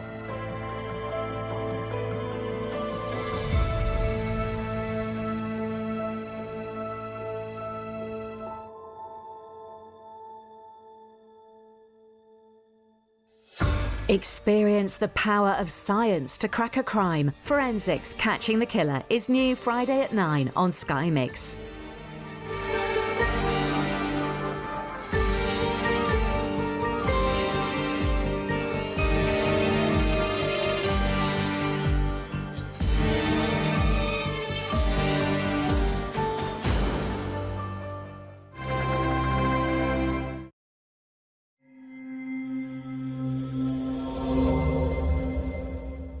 The company Christmas party was in full swing. "Well, everyone seems to be having a good time," said the strange man. "I guess they are," I replied. He must have sensed my hesitation. "Perhaps you are a little constrained." "Perhaps." I agreed with him. "Excuse me," he said. "I should introduce myself. I'm Thomas Townsend, CEO." We shook hands. "I'm Mitch Lawrence." I replied, "I don't work here. Gail Lawrence is my wife." "Ah, that's why I didn't recognize you. I know all my supervisors. Gail's a little arrogant. I think she's the one dancing with Chris Wainwright, the general account manager." Now he was showing off. I almost expected him to inform me of the Wainwright children's birthdays or who my wife's favorite movie star was. "Yes, Gail calls it circulation and pretends it's a chore. But what she really likes to do is dance, and I'm not very good at it. I used to be a good dancer, but since my divorce, it doesn't bother me much." "Oh, I didn't know what else to say." "It's gone now, like water under a bridge, but divorce is the reason my staff is, shall we say, well-behaved. A few years ago, my then-wife worked for another large company. I caught her having an affair with her boss. Now my people know that I am against inappropriate behavior. Any association with married employees that goes astray, and I fire them." "Totally agree," I replied. "While I'm not a monster, some will get too drunk and there will be the usual holiday flirting, but I'm a firm believer that people can have fun and let their hair down without breaking their marriage vows. But of course, it happens sometimes. Invariably, it's a male manager demonstrating his supposed authority over a woman in his department. But the violators soon realize where the true power lies. Calling the shots at work. No one likes being woken up at 5:13 a.m. I was asleep with my cell phone under my pillow and looked at it in confusion. The alarm clock was set for 7:20. How could I have made such a mistake? Then the vague remnants of sleep receded. It was a call. "Hello?" I said quietly. "Mitch?" "Speaking." "Sorry, buddy, you've got to get to work as soon as you can. The system's down." "But it's supposed to be a call to Cliff." "He's not answering. You're next on the list." "Lazy bastard." "I know. I'll make sure he replaces you on your next tour of duty." I climb out of bed. Luckily, Gail wasn't awake yet. I rushed downstairs and put the kettle on. Then I came back, splashed cold water on my face, brushed my hair with my fingers, and pulled on some clothes. There was no time for a shower. 10 minutes later, I was out the door carrying a thermos of instant black coffee and a granola bar. Gail's car was blocking the exit. She usually left before me in the morning, so blocking me in our short driveway wasn't a problem for her. I had the opportunity to back up a bit and go around her. But she freaks out when she sees tire tracks on the lawn, so I went back, took her keys off the hook, and drove her Land Rover Defender into the driveway, then drove my BMW out. When I went back to move her car, I noticed something inside. I could have opened that door 1,000 times and never noticed anything, but now I saw it. The elastic pocket behind the driver's seat had a slight bulge. Maybe I was subconsciously expecting something like this. I follow American soccer on English television and had lost my 49 ER's baseball cap. I opened the back door, hoping to find it, but instead I discovered a pair of used black panties. I didn't want Gail to know I had discovered them, so I reversed her car in reverse in an arc through the grass and backed into the driveway as close to the house as I could get. Then rolled her car forward to the original position closest to the road. Her panties remained in their hiding place. I checked her tires for grass clippings, and they were clean. But then I noticed something else on the tread, a crushed bell. I ripped it off and put it in my pocket. There are no bells on our lawn. Once her keys were back in the house, I closed our front door and surveyed the scene. It looked like I was back on the lawn. Later that day, a couple hours at work, and the system was up and running. Brownie points for me, a black mark, and extra duties for Lazy Cliff. I took a long lunch and found a quiet spot to mull over my options. First, I needed more proof that Gail was having sex in the backseat of her car. Frankly, I couldn't think of any other reason why she might have taken her panties off there, but it was better to be sure. So far, the only clue was her Land Rover Defender, so it might be a good idea to copy her keys. Then I could access it whenever I wanted.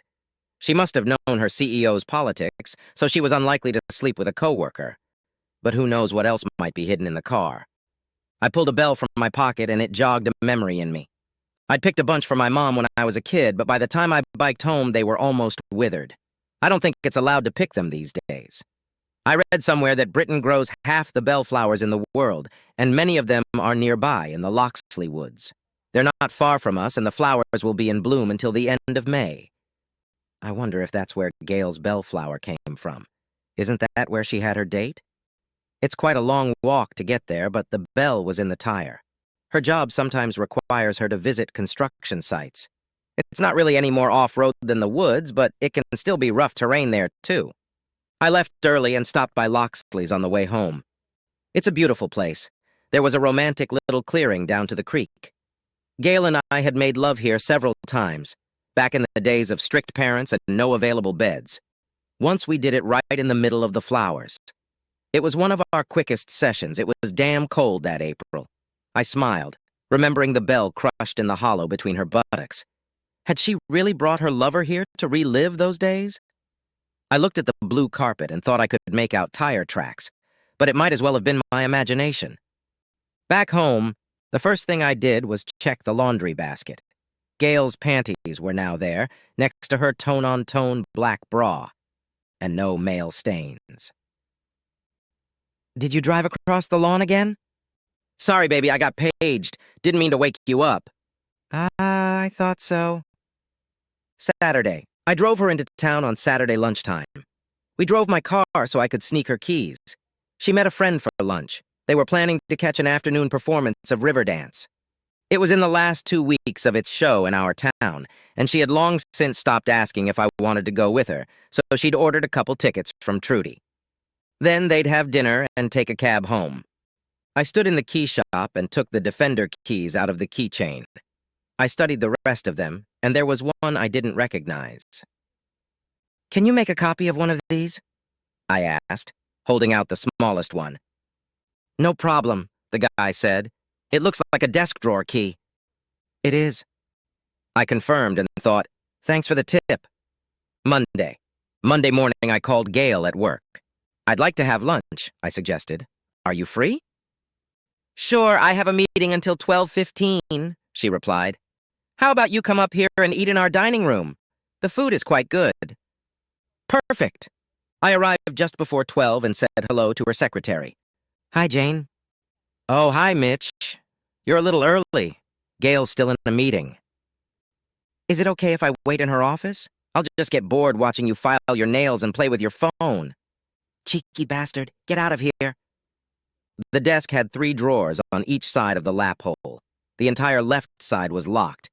But when I turned the key, there was a faint clanking of a metal bar.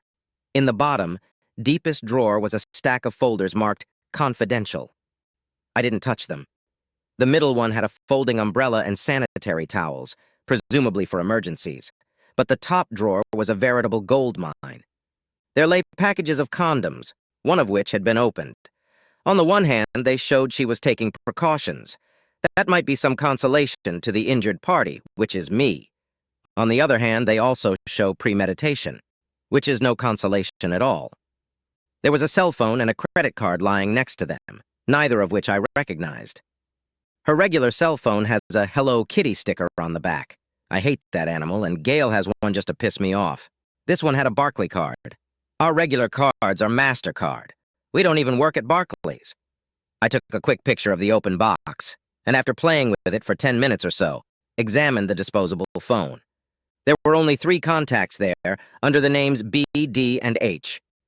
B was Barclays Bank, where she seemed to have an online account I knew nothing about. It showed a payment to the Hillside Hotel in Leicester. Then it would have been ND turned out to be Don. Now I had a name. I rang the hotel and asked them to confirm the dates and names on the booking with the Barclay card number I had read out. It must be Mr. and Mrs. D. Lawrence next Thursday the 18th for one night. Is that correct, sir? Absolutely correct. I just had to check. Before putting the phone away, I checked under the photos icon. There were 3 short movies there. One depicted the very spot where Gail and I had made love years ago. She was completely naked and lying on her back in the flowers. Either Don had taken them off her secret cell phone or, more likely, taken them off his own and sent them to her. I quickly forwarded them to my phone, put everything back where it belonged, and locked the drawers again. 15 minutes later, we were eating dinner in Gail's dining room. Does your company still have that old-fashioned executive desk? I asked her. Looks like it, doesn't it? She replied. But it's unofficial. Anyone can sit anywhere, but human nature compels us to sit with our friends.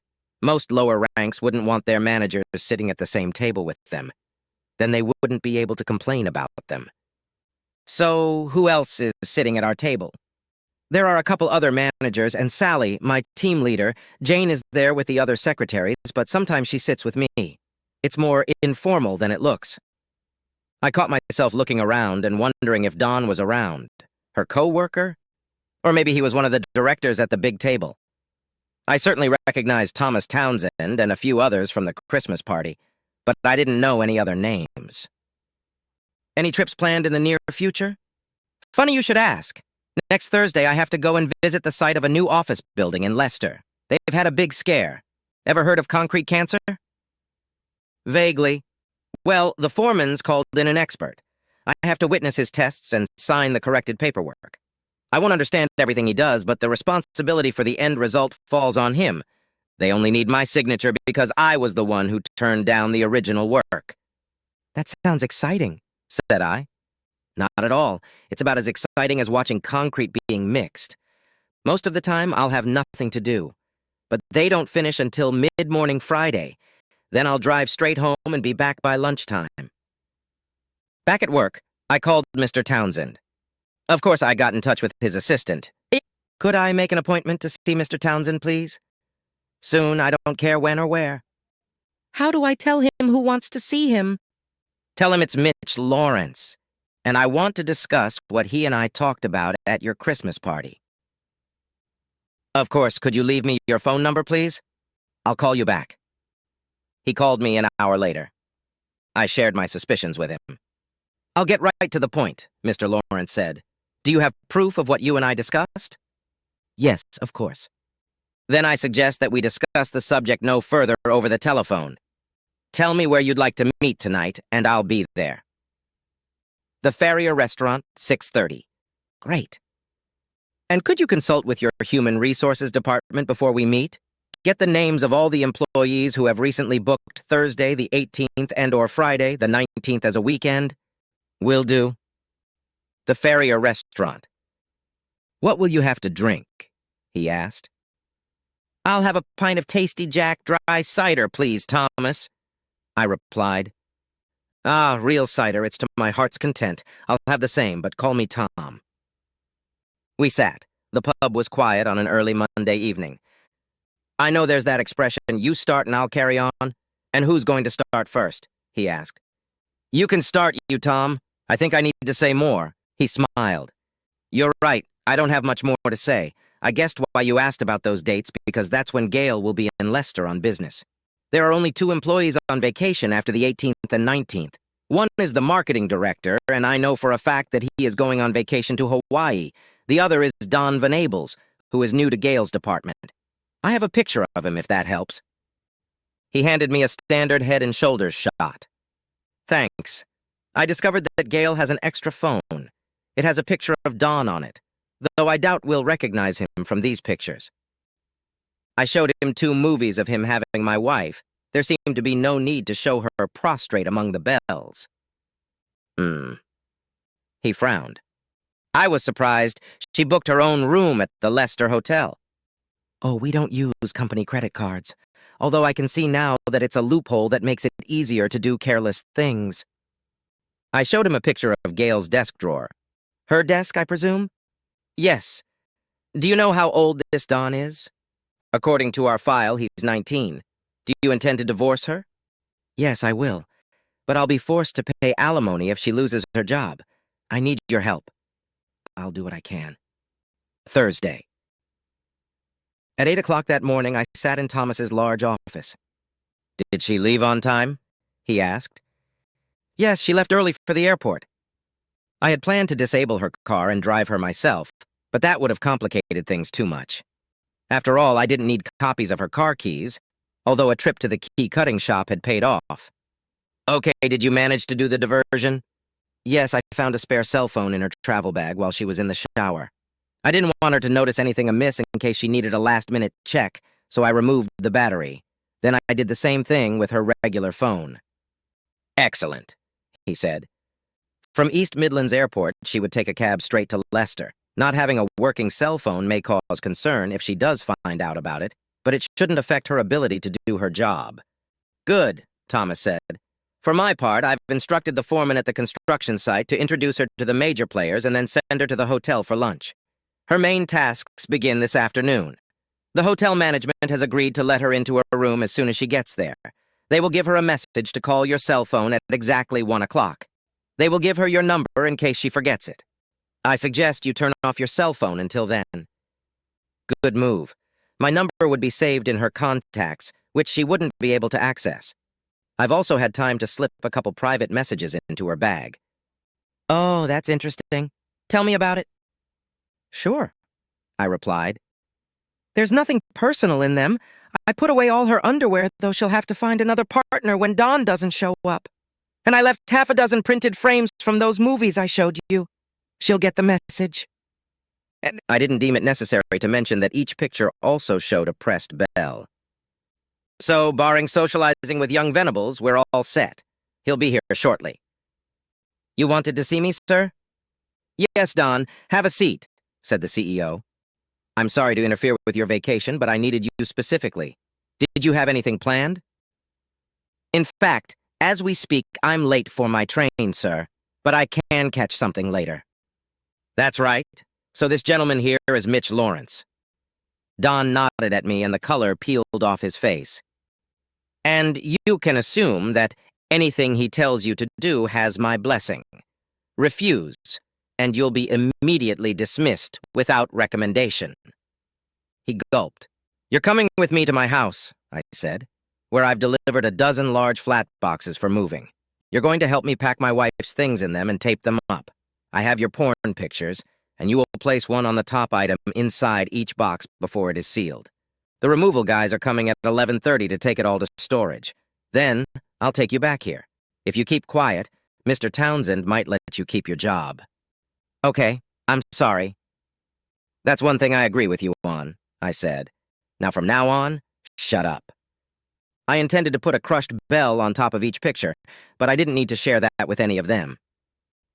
If Mr. Lawrence is satisfied, Tom said, you'll start again with a 3-month probationary period.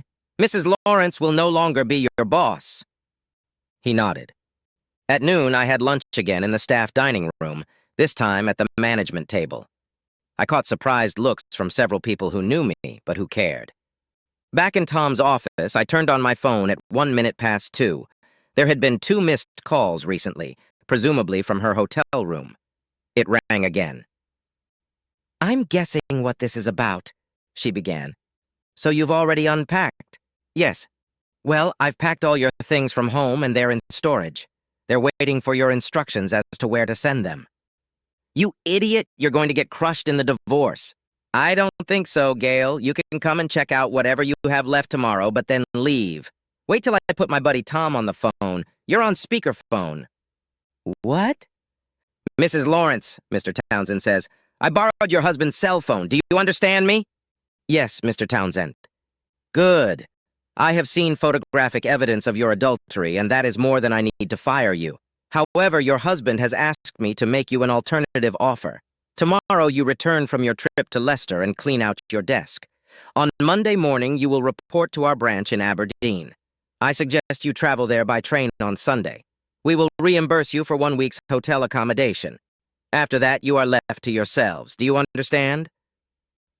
Yes, Mr. Townsend. I fully realize that it is unusual to hear divorce terms from your CEO, but here they are. No maintenance payments and 1/3 of the value of the family home. Mr. Lawrence has promised to put it up for sale as soon as possible. Agree to that, and you can keep your job at the same pay level. Disagree, and you will be dismissed without reference. Decide now. A short pause. I agree. On the way home, I stopped by Loxley Woods, but I didn't snap any bells.